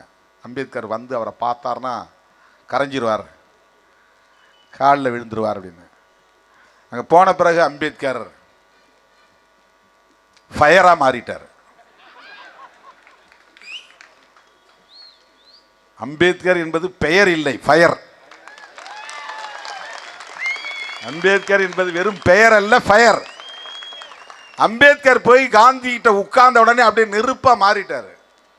என்ன, எதுக்காக உண்ணாவிரதம் இருக்கிறீங்க? ஏன் இந்த நாடகம்? நீங்களும் உங்க காங்கிரஸ் கட்சி இந்த மக்களுக்கு என்ன செஞ்சீங்க? விரல் விட்டு சொல்லுங்க. நீங்களும் உங்கள் காங்கிரஸ் கட்சியும் இந்த ஒடுக்கப்பட்ட மக்களுக்கு செய்தது என்ன? மிஸ்டர் காந்தி, இதை சொல்லுகிற துணிச்சல் புரட்சியாளர் அம்பேத்கர் ஒருவருக்கு தான் இருக்கு. அப்ப அம்பேத்கருக்கு என்ன வயசு? 40 வயசு முடிஞ்சு 41 வயசு. இங்க நிறைய பேர் 40 வயசுல உள்ளவங்க இருக்கிறீங்க. 40-41 வயசு. மிஸ்டர் காந்தின்னு தான் பேசினார்.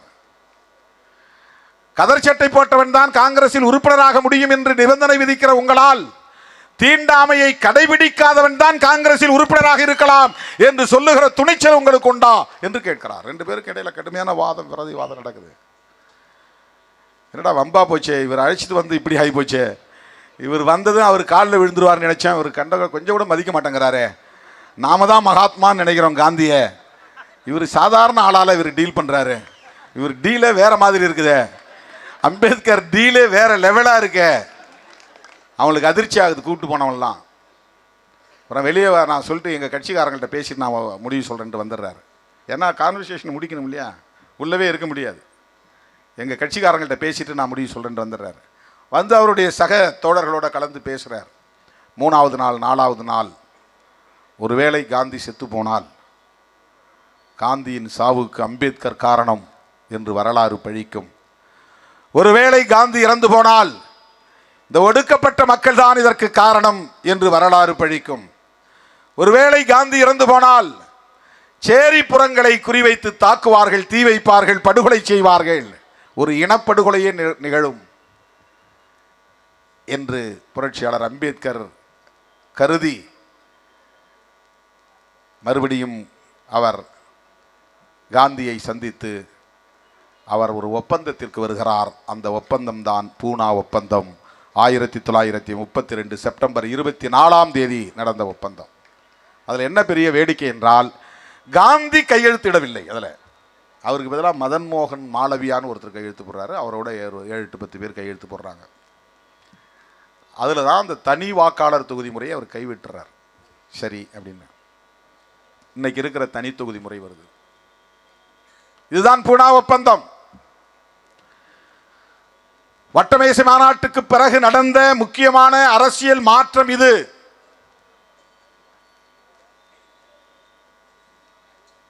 அதன் பிறகு அரசமைப்பு சட்டம் எழுதுவதற்கான அரசியல் நிர்ணய சபை, அதுதான் கான்ஸ்டிடியூயன்ட் அசம்பிளி. இப்போ பார்லிமெண்ட்னு ஒன்று கிடையாது, கான்ஸ்டிடியூயன்ட் அசம்பிளி. அது தேர்தலில் நிற்கணும். மாகாண சட்டசபை உறுப்பினர்கள் ஓட்டு போட்டு தேர்ந்தெடுக்கணும். அப்போ வாக்காளர்கள் அனைவருக்கும் வாக்குரிமை கிடையாது, பொதுமக்கள் அனைவருக்கும் வாக்குரிமை கிடையாது. அப்போ இப்போ இருக்கிற மாதிரி நமக்கெல்லாம் ஓட்டு உரிமை இருப்பது போல அப்போ ஓட்டு உரிமை கிடையாது. படித்தவர்களுக்கு, பட்டதாரிகளுக்கு, பட்டா உள்ளவர்களுக்கு வாக்குரிமை இருந்தது, நிலப்பரப்புகளுக்கு வாக்குரிமை இருந்தது. அதன் அடிப்படையிலே தேர்ந்தெடுக்கப்பட்ட மாகாண சட்டமன்ற உறுப்பினர்கள் இருந்தார்கள், மைய சட்டமன்ற உறுப்பினர்கள், அதுதான் கான்ஸ்டிடியூயன்ட் அசம்பிளி மெம்பர்ஸ். அருமை தோழர்களே, புரட்சியாளர் அம்பேத்கர் அவர்கள் அரசியல் நிர்ணய சபை உறுப்பினராக பெங்கால் பகுதியிலிருந்து, கொல்கத்தா பிரசிடென்சியிலிருந்து தேர்ந்தெடுக்கப்படுகிறார்.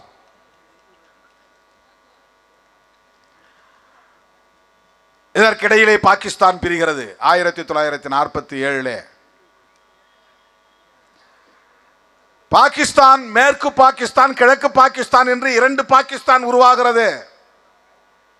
இந்தியா என்பது, பிரிட்டிஷ் இந்தியா என்பது மேற்கே இருக்கிற பாகிஸ்தானையும், கிழக்கே இன்றைக்கு இருக்கிற பங்களாதேஷ், மேற்கு வங்கம் உட்பட அந்த பகுதியும் சேர்ந்ததுதான். அப்போது அந்த பெங்கால் என்று சொல்லப்படக்கூடிய பகுதியில் வெஸ்ட் பெங்கால் என்பது பிரிட்டிஷ் இந்தியாவோடு இணைந்து கொள்கிறது. ஈஸ்ட் பெங்கால் என்பது ஈஸ்ட் பாகிஸ்தானாக மாறுகிறது. இதுவும் பாகிஸ்தான், அதுவும் பாகிஸ்தான். இடையில ஒடிசா இருக்கு, பஞ்சாப் இருக்கு, ஜம்மு காஷ்மீர்லாம் இருக்கு. ஒரு 700-800 மைல் இடைவெளி இருக்கு. அந்த பக்கம் ஒரு பாகிஸ்தான், இந்த பக்கம் ஒரு பாகிஸ்தான். இது எவ்வளவு பெரிய ஆபத்து. அதுக்கு பிறகு அங்கே மறுபடியும் இந்தியாவுக்கும் பாகிஸ்தானுக்குமான யுத்தமாக மாறி அந்த ஈஸ்ட் பாகிஸ்தானை மீட்டு அதை பங்களாதேஷாக உருவாக்கியவர் இந்திரா காந்தி அம்மையார். அது பங்களாதேஷ் தனிநாடாகி போச்சு. இப்போ பாகிஸ்தான் ஒரே பாகிஸ்தான் தான். இப்போ அதுக்கு பேர் மேற்கு பாகிஸ்தான் கிடையாது, பாகிஸ்தான், அவ்வளவுதான். அந்த அந்த ஈஸ்ட் பாகிஸ்தான் என்கிற பகுதியில் இருந்து தான் அம்பேத்கர் தேர்ந்தெடுக்கப்படுகிறார் கான்ஸ்டிடியூயன்ட் அசம்பிளியாக. அது தனிநாடாக பிரிந்தவுடன் அவருடைய மெம்பர்ஷிப் போயிடுச்சு.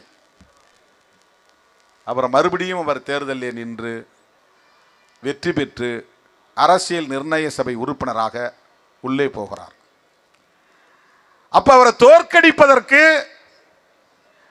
அம்பேத்கரே எழுதுகிறார், என்னை தோற்கடிப்பதற்கு யார் யார் வேலை செய்தார்கள். அப்ப அவர் காங்கிரஸ் மேல குற்றம் சாட்டல, 2 பேர் மேல குற்றம் சாட்டுறார். ஒருத்தர் வீர சாவர்கர், வீர் சாவர்கர், அவங்க மொழியில சாவர்கர், இந்து மகாசபா, அதுக்கப்புறம் ஆர்எஸ்எஸ்.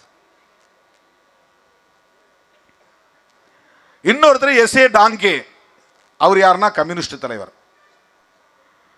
அப்ப அம்பேத்கரை தேர்ந்தெடுக்க விடாமல் தடுப்பதற்கு எதிர் பிரச்சாரத்தில் ஈடுபட்டவர்கள், என்னை தோற்கடிக்க முயற்சித்தவர்கள் என்று அம்பேத்கர் அவர்களே எழுதியிருக்கிறார். இது வரலாற்று உண்மை. அப்படி அவர் கான்ஸ்டிடியூயன்ட் அசம்பிளி என்கிற அரசியல் நிர்ணய சபையிலே தேர்ந்தெடுக்கப்பட்ட பிறகு அந்த நிர்ணய சபையில் பல குழுக்கள் உருவாக்கப்படுகின்றன. அதில் முக்கியமான குழு தான் வரைவு குழு, டிராஃப்டிங் கமிட்டி. அந்த டிராஃப்டிங் கமிட்டியுடைய வேலை என்னன்னா, பல்வேறு குழுக்கள் ஆய்வு செய்து தருகிற தரவுகளை எல்லாம் வைத்துக்கொண்டு சிறுபான்மையினர் நலனுக்கான குழு, வாக்குரிமை தொடர்பான குழு, ஆட்சி நீதி நிர்வாகம் தொடர்பான குழு, காவல்துறை நிர்வாகம் தொடர்பான குழு, வரி வசூல் சம்பந்தமான, இப்படி பல்வேறு குழுக்கள். அந்த குழுக்கள்லாம் வெவ்வேறு தளங்களில் மக்கள்கிட்ட வேலை செய்து தரவுகளை திரட்டி அவங்க டிராஃப்டிங் கமிட்டியில் கொடுப்பாங்க. டிராஃப்டிங் கமிட்டியில் அம்பேத்கர் தலைமையில் 7 பேர். நான் முதல்ல சொன்னது மாதிரி 7 பேரில் 5 பேர் பிராமின். KM முன்ஷி, அல்லாடி கிருஷ்ணசாமி, TT கிருஷ்ணமாச்சாரி, இந்த மாதிரி இன்னும் 2 பேர் பிராமின்ஸ். ஒருத்தர் ஐயங்கார், ஒருத்தர் முஸ்லீம் இவர் ஷெட்யூல் காஸ்ட், இவர் தலைமையில் தான் டிராஃப்டிங் கமிட்டி. தோழர்களே, அம்பேத்கர் சொல்கிறாரு, நான் கான்ஸ்டிடியூண்ட் அசம்பிளிக்கு வரணும்னு ஆசைப்பட்டேன். இந்த எஸ்சி மக்களுக்காக, அப்போல்லாம் அதுக்கு டிப்ரெஸ்ட் கிளாஸ்னு பேர், ஷெட்யூல் காஸ்ட்னு பேர் கிடையாது. டிப்ரெஸ்ட் கிளாஸ்னா ஒடுக்கப்பட்டவர்கள், நசுக்கப்பட்டவர்கள் அப்படின்னு பேர். த டிப்ரெஸ்ட் கிளாஸ் பீப்புள், அவர்களுக்காக, அவருடைய உரிமைகளுக்காக மன்றத்தில் பேசலாங்கிற ஒரு ஆசையோடு நான் வந்தேன். நான் எதிர்பார்க்கல, என்னை வரைவு குழுவில் நீங்கள் உறுப்பினராக்குவீர்கள் என்று நான் எதிர்பார்க்கவில்லை. ஒரு பெரிய வாய்ப்பு, அதைவிட மிகப்பெரிய வாய்ப்பு, அந்த வரைவு குழு தலைவராகவே என்னை நியமித்து விட்டீர்கள். நான் மகிழ்ச்சி அடைகிறேன், இது பெரும் பாக்கியமாக நான் கருதுகிறேன் என்று புரட்சியாளர் அம்பேத்கர் நெகிழ்ந்து பேசியிருக்கிறார். 3 வருடங்கள், 13 நாள் தான் குறைச்சல். 3 வருஷம், 2 ஆண்டு 11 மாதம் 17 நாள், கரெக்டாக 3 வருஷம்.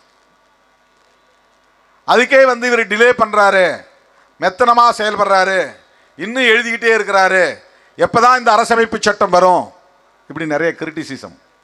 ஏன்னா அவங்களுக்கு வைத்தறிச்சல், அம்பேத்கர் கொடுத்துட்டாங்கள எழுதுறதுக்கு, காலத்துக்கும் வரலாற்றில் இவர் நிலைக்கு போகிறாரு, அவர் மேலே என்ன குற்றம் சொல்லலாம், குறை சொல்லலாம், அவரை எப்படி விமர்சிக்கலாம்.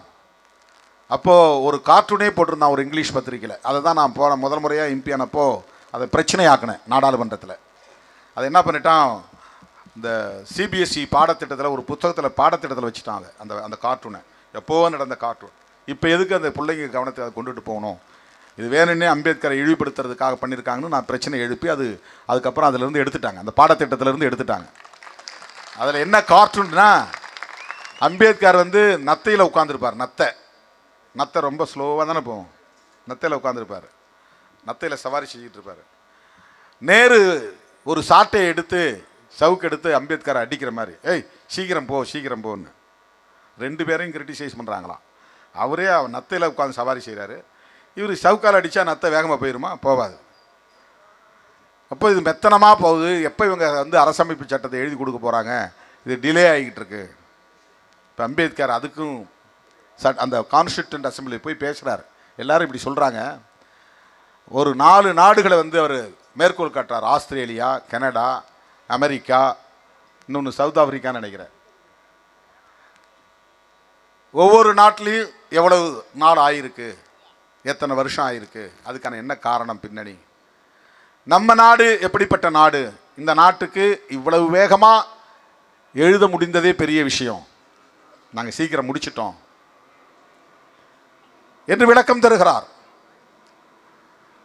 புரட்சியாளர் அம்பேத்கர் அவர்கள். எழுதிய அந்த அரசமைப்பு சட்டம் குறித்து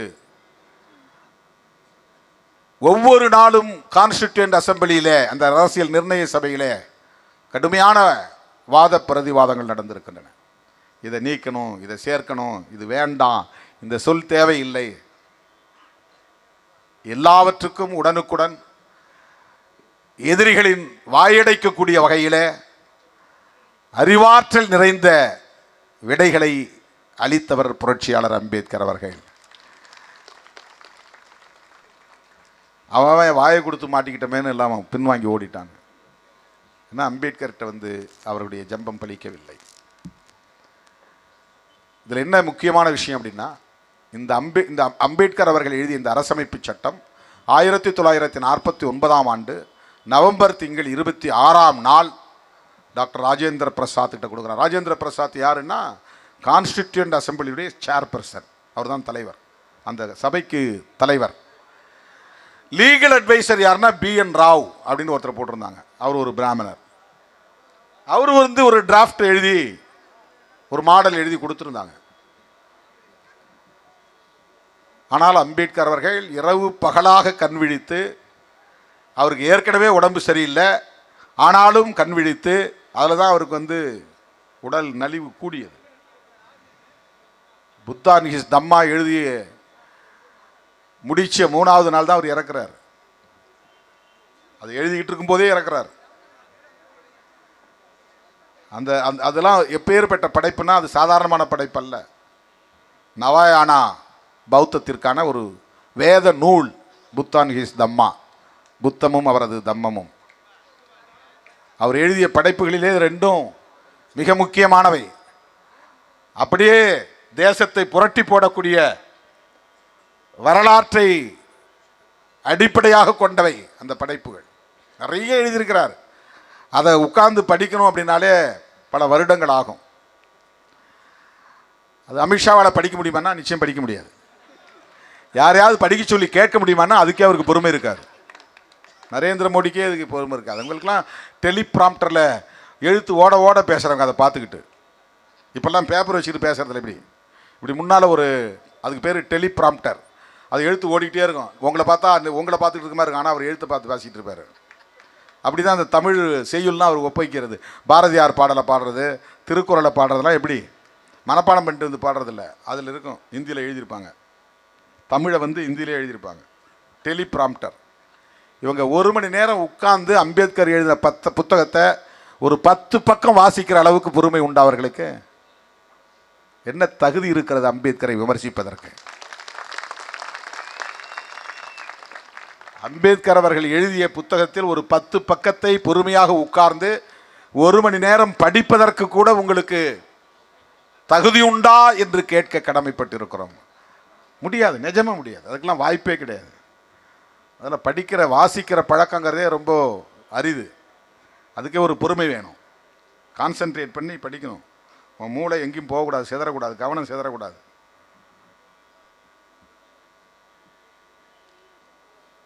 அவ்வளவு அரும்பாடுபட்டு 3 ஆண்டு காலம் உழைத்து, கண் துஞ்சாமல் உழைத்து அவர் எழுதி முடித்த சட்டம்தான் இந்திய அரசமைப்பு சட்டம். அந்த சட்டம்தான் நம்மை குடியுரிமை உள்ளவர்களாக அங்கீகரித்திருக்கிறது. இந்தியா முழுவதும் வெவ்வேறு மாநிலங்களில் இருந்தாலும் இந்தியன் என்கிற குடியுரிமையை தருவது அரசமைப்பு சட்டம். நமக்கு வாக்குரிமையை தருவது அரசமைப்பு சட்டம். இந்தியாவில் அதானியாய் இருந்தாலும், அம்பானியாய் இருந்தாலும், நம்ம ஊர் அந்தோனியாய் இருந்தாலும், அல்லா பிச்சையாக இருந்தாலும், ஆண்டியாயிருந்தாலும் அவன் போடுகிற ஓட்டு ஒரு ஓட்டு. அந்த ஓட்டுக்கு இருக்கிற மதிப்பு ஒரு மதிப்பு. One man one vote one value. Political democracy, அரசியல் ஜனநாயகத்தை தருகிற சட்டம். இந்தியா முழுவதும் ஏழையாயிருந்தாலும், பணக்காரனாயிருந்தாலும், படித்தவனாயிருந்தாலும், படிக்காதவனாயிருந்தாலும், இந்தி பேசக்கூடியவனாக இருந்தாலும், இந்தி பேசாதவனாக இருந்தாலும், இந்துவாக இருந்தாலும், முஸ்லீமாக இருந்தாலும், அத்தனை பேருக்கும் வாக்களிக்கக்கூடிய உரிமை. ஒரு வாக்கு, அந்த ஒரு வாக்குக்கு ஒரே மதிப்பு என்கிற அந்த உரிமையை தருவது இந்திய அரசமைப்பு சட்டம்.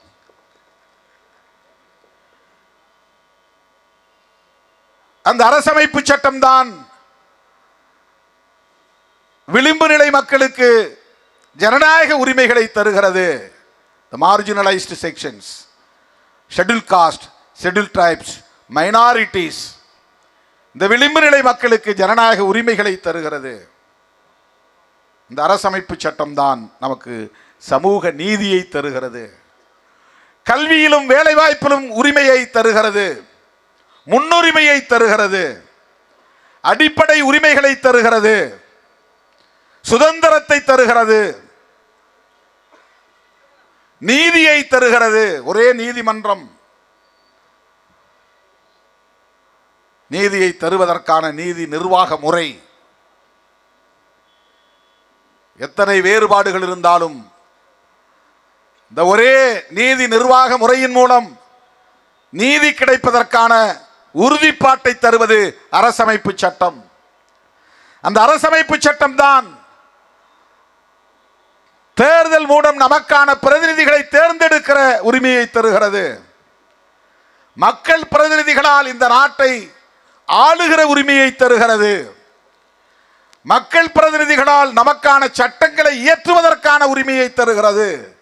லெஜிஸ்லேஷன், இவையெல்லாம் தருகிற ஒரு மகத்தான சட்டம் தான் அரசமைப்பு சட்டம். இந்த அரசமைப்பு சட்டம் மத்தியிலே ஒரு அரசு, மாநிலங்களிலே ஒரு அரசு என்று ஆட்சி நிர்வாக முறையை வரையறுக்கிறது. மத்தியிலே இருக்கிற அரசுக்கு பெயர் யூனியன் கவர்மெண்ட், மாநிலங்களிலே இருக்கிற அரசுக்கு ஸ்டேட் கவர்மெண்ட். மத்தியிலே இருக்கிற அரசு ஃபெடரல் சிஸ்டத்தை கொண்டது, கூட்டாட்சி முறையை கொண்டது. அதனால தான் அதுக்கு பேர் யூனியன் கவர்மெண்ட், யூனிட்டரி கவர்மெண்ட் அல்ல. ஒற்றை ஆட்சி முறை அல்ல, ஒற்றை அரசு அல்ல, ஒரே அரசு அல்ல. பல மாநிலங்களில் அரசு இருக்கும், அதற்கு சில அதிகாரங்கள். மத்திய அரசாங்கம் இருக்கும், அதற்கு சில அதிகாரங்கள். மாநில அரசுகளும் மத்திய அரசாங்கம் அல்லது ஒன்றிய அரசாங்கமும் சேர்ந்து சில துறைகளில் அதிகாரம் பெற்றிருக்கும். இதையெல்லாம் முறைப்படுத்துறான். கான்ஸ்டிடியூஷன்ல பார்ட்ஸ், சாப்டர்ஸ் இருக்கும். அது ஒவ்வொரு பார்ட்டுக்குள்ளேயும் ஆர்டிகிள்ஸ் இருக்கும். மற்ற சட்டங்கள்ல செக்ஷன் சொல்றது, கான்ஸ்டிடியூஷன்ல ஆர்டிகிள்னு சொல்லுவாங்க. ஷெட்யூல்ஸ் இருக்கும். இந்தியாவுக்குள்ள எத்தனை மாநிலங்கள் இருக்கு, அதுக்கு ஒரு லிஸ்ட். இந்தியாவுக்குள்ள எத்தனை மொழிகள் இருக்கிறது, நேஷனல் லாங்குவேஜஸ், அதுக்கு ஒரு லிஸ்ட். இந்த ஷெட்யூல்ஸ் இருக்கும். இதுதான் கான்ஸ்டிடியூஷன். ஒவ்வொரு குடிமகனுக்குமான அடிப்படை உரிமைகள், ஒவ்வொரு குடிமகனும் ஆற்ற வேண்டிய கடமைகள், நாடாளுமன்ற ஜனநாயக முறை, இவை எல்லாவற்றையும் பேசுகிற ஒரு சட்டம்தான், தலையாய சட்டம்தான் கான்ஸ்டிடியூஷன். இப்ப மற்ற சட்டம்லாம் இப்ப புதுசா உருவாகிற சட்டம்லாம் அந்த சட்டத்தை மீறக்கூடாது. அந்த சட்டத்தில் சொல்லப்பட்டிருக்கிற அடிப்படை கூறுகளை மீறக்கூடாது. அடிப்படை கூறுகள் என்ன? முக்கியமான கூறுகள் அரசமைப்பு சட்டத்தில் செக்யூலரிசம். செக்யூலரிசம்னா அரசாங்கம் வேற, மக்களுடைய மத நம்பிக்கை வேற. அரசாங்கம் மத நம்பிக்கை கொண்டிருக்கக்கூடாது. அரசாங்கத்திற்கு ஒரு மதம் இருக்கக்கூடாது. மக்கள் எந்த மதத்தையும் பின்பற்றலாம். அரசு மதசார்பற்ற அரசாக இருக்க வேண்டும். குடிமகன் மதசார்புள்ள குடிமகனாக இருக்கலாம். நான் ஹிந்துன்னு சொல்லலாம், நீ கிறிஸ்டின்னு சொல்லலாம், ஒருத்தன் புத்திஸ்ட்னு சொல்லலாம், ஒருத்தன் சீக்கியன் அப்படின்னு சொல்லலாம், ஒருத்தன் யூதர்னு சொல்லலாம், ஜுடாயிசத்தை பின்பற்றலாம், யாரும் எந்த கடவுளையும் கும்பிடலாம். குடிமகனுக்கு மதசார்பு உண்டு, அரசுக்கு மதசார்பு கூடாது. செக்யூலரிசம். புளூரலிசம், பன்மைத்துவம். எத்தனை மதங்களும் இங்கே இருக்கலாம், எத்தனை மொழிகளும் இங்கே இருக்கலாம், எத்தனை கலாச்சாரங்களும் இருக்கலாம், எத்தனை வழிபாட்டு தலங்களும் இருக்கலாம். ஆனால் அந்த பன்மைத்துவத்திலே ஒற்றுமை இருக்க வேண்டும். யூனிட்டி இன் டைவர்சிட்டி. புளூரலிசம் அடிப்படை கூறு. ஃபெடரலிசம் கூட்டாட்சி முறை. மாநில அரசு தனித்து இயங்கலாம், இந்திய ஒன்றிய அரசும் மாநில அரசும் இணைந்து இயங்க வேண்டும். மாநில அரசுகளுக்கு இணங்கி செயல்படக்கூடிய ஒரு ஒன்றிய அரசாங்கம் அங்கே இருக்க வேண்டும். அது தனி ஒரு அரசாக கோலோச்ச முடியாது. ஃபெடரலிசம். சோசலிசம், ஒவ்வொரு மனிதனுடைய உழைப்புக்கு உரிய ஊதியம் வழங்கப்பட வேண்டும். அவனுடைய சமூக பொருளாதார தேவைகளை பூர்த்தி செய்யக்கூடிய ஒரு அரசு நிர்வாக முறை இருக்க வேண்டும். சோசலிசம். இன்னும் சில நிமிடங்களில் முடிக்க இருக்கிறேன். சோசலிசம், செக்யூலரிசம், புளூரலிசம், ஃபெடரலிசம், இதுதான் அடிப்படை கூறுகள். அதை விட முக்கியமா இந்த அரசாங்கத்தை பற்றி அம்பேத்கர் சொல்றார். இந்த யூனியன் கவர்மெண்ட் எப்படிப்பட்டதா இருக்கும்? இந்த பிரியாம்பிள் வருது. பிரியாம்பிள்ங்கிறது தான் doctrine of modern India, philosophy of new India, a manifesto of modern India. ஒரு புதிய இந்தியாவை கட்டமைப்பதற்கான கொள்கை அறிக்கை. அதை ஜவஹர்லால் நேரு தான் தீர்மானமாக கொண்டு வந்தார் என்ற ஒரு வரலாற்று குறிப்பு இருக்கிறது. இங்கே தான் காங்கிரஸோட நாம் ஏன் இணைஞ்சு நிற்கிறோங்கிறத நம்ம புரிஞ்சுக்கணும். முதல்ல நான் சொன்ன பற்றியா, ஏன் காங்கிரஸோட நிற்கிறோம்?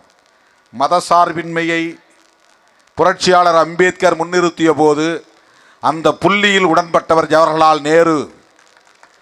புரட்சியாளர் அம்பேத்கர் மதசார்பின்மையை முன்னிறுத்திய போது எத்தனை முரண்பாடுகள் இருந்தாலும், விமர்சனங்கள் இருந்தாலும், பகை இருந்தாலும், மோதல் இருந்தாலும், மதசார்பின்மையில் உடன்பட்டவர் மகாத்மா காந்தியடிகள். காங்கிரஸ், காந்தி, ஜவஹர்லால் நேரு இந்த மூன்றும் தலித்துகளுக்கு எதிரான சக்திகள் என்று அம்பேத்கர் அவர்களால் அடையாளம் காணப்பட்ட நிலை இருந்தோம். இந்த மூன்று பேருமே அம்பேத்கர் அவர்களோடு ஒரு புள்ளியில் இணைந்தார்கள். அதுதான் செக்யூலரிசம். இந்த நாட்டுக்கு அரச மதம் வேண்டாம், இந்த அரசு மதசார்பற்ற அரசாக இருக்க வேண்டும் என்கிற கருத்தில் அம்பேத்கர் அவர்களோடு நேருவும் உடன்பட்டார், காந்தியும் உடன்பட்டார், காங்கிரசும் உடன்பட்டது. உலகத்தில் பல நாடுகளில் அரச மதம் உண்டு, பல நாடுகளில் அரச மதம் இல்லை. சைனா கூட அரச மதம் கிடையாது. இலங்கைக்கு அரச மதம் உண்டு, பாகிஸ்தானுக்கு அரச மதம் உண்டு, இந்தியாவுக்கு அரச மதம் இல்லை.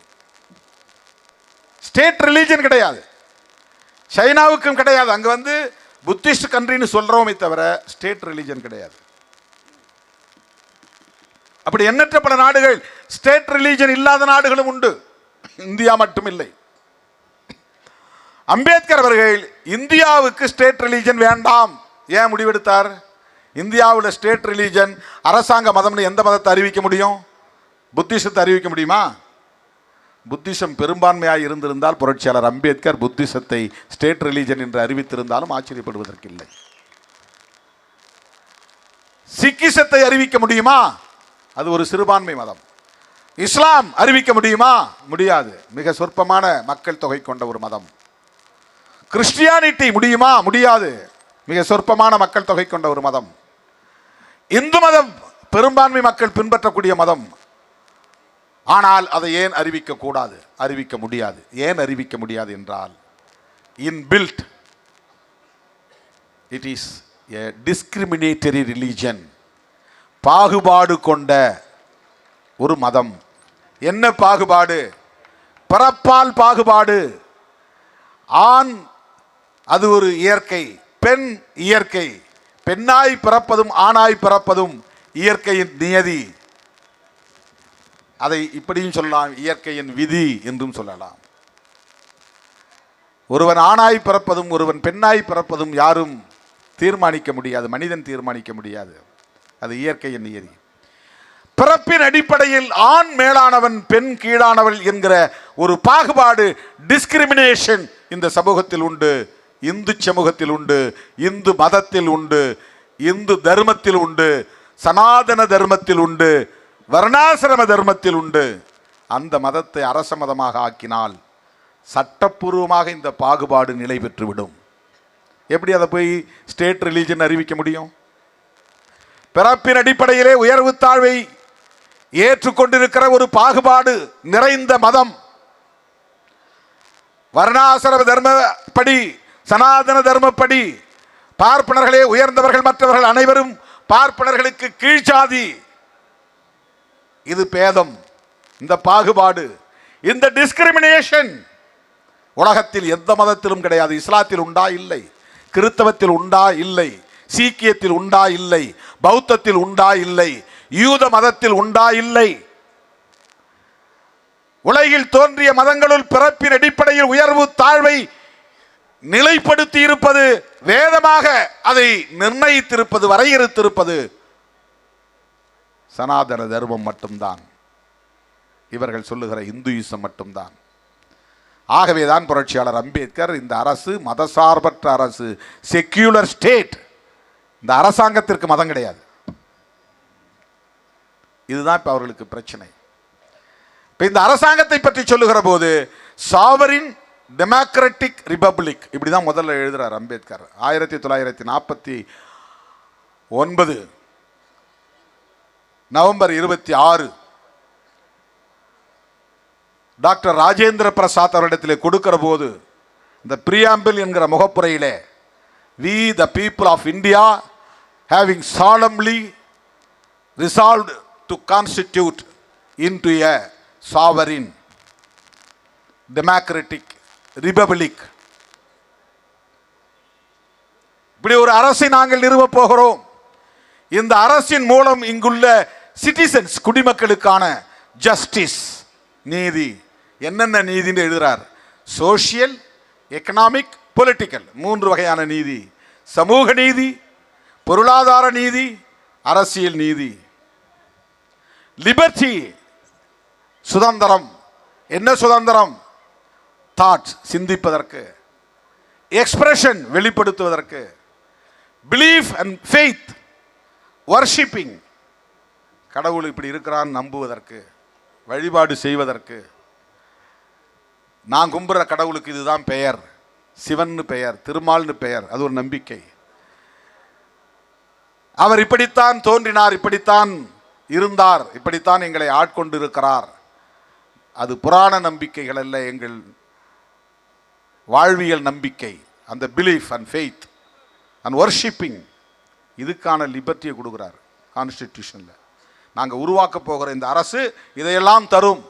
சமூக நீதியை, பொருளாதார நீதியை, அரசியல் நீதியை,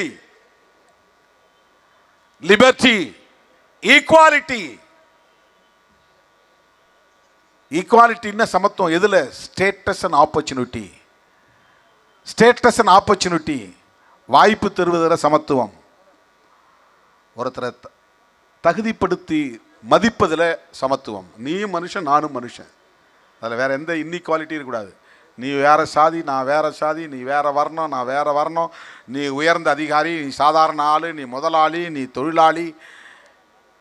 இந்த மாதிரி ஸ்டேட்டஸில் இன்இக்வாலிட்டி இருக்கக்கூடாது. டிஸ்பாரிட்டிஸ் இருக்கலாம், இன்இக்வாலிட்டி இருக்கக்கூடாது, வேறுபாடு இருக்கலாம், பாகுபாடு இருக்க, சமத்துவமின்மை இருக்கக்கூடாது. அந்த ஸ்டேட்டஸில் ஈக்குவாலிட்டி, சமத்துவத்தை கடைபிடிப்போம். தரும் இந்த அரசு உறுதிப்படுத்தும். ஃப்ரெட்டர்னிட்டி, சகோதரத்துவம். நாமெல்லாம் இந்தியன் என்கிற உணர்வோடு, ஒரே சகோதரத்துவ உணர்வோடு வாழ வேண்டும் என்கிற உணர்வை கட்டமைக்கும். அந்த வாழ்வியலை இங்கே உருவாக்கும். இதுதான் 4 pillars of the Constitution: justice, liberty, equality and fraternity. இப்போ அம்பேத்கர் அரசமைப்பு சட்டத்தின் முகப்புரையில் இதை பதிவு செய்கிறார். இதுதான் அடிப்படை கூறுகள். இது என்ன செய்யுதுன்னா, சமத்துவம் இல்லாத மதத்தை சீர்குலைக்கிறது, சகோதரத்துவம் இல்லாத மதத்தை தாக்குகிறது, சுதந்திரம் தராத மதத்தை புறந்தள்ளுகிறது. இது எல்லாமே சனாதன தர்மத்துக்கு எதிரானது. லிபர்ட்டி சனாதன தர்மத்துக்கு எதிரானது. சோஷியல் ஜஸ்டிஸ் சனாதன தர்மத்துக்கு எதிரானது. லிபர்ட்டினா நீ எந்த கருத்தும் சொல்ல முடியாது, நீ கீழ்சாதிக்காரன், வார்த்தையை பேசக்கூடாது, நீ புரட்சிகரமாக சிந்திக்கக்கூடாது, ஜனநாயகபூர்வமாக சிந்திக்கக்கூடாது. நான் கும்பிட்ற கோயிலில் நீ கும்பிடக்கூடாது. உனக்கு அம்மன் மேலே நம்பிக்கை இருக்கலாம், எனக்கு அம்மன் மேலே நம்பிக்கை இருக்கலாம், ஆனால் நீ இந்த கோயில்களை நுழையக்கூடாது, மேல் பாதியாக நீ வரக்கூடாது உள்ள.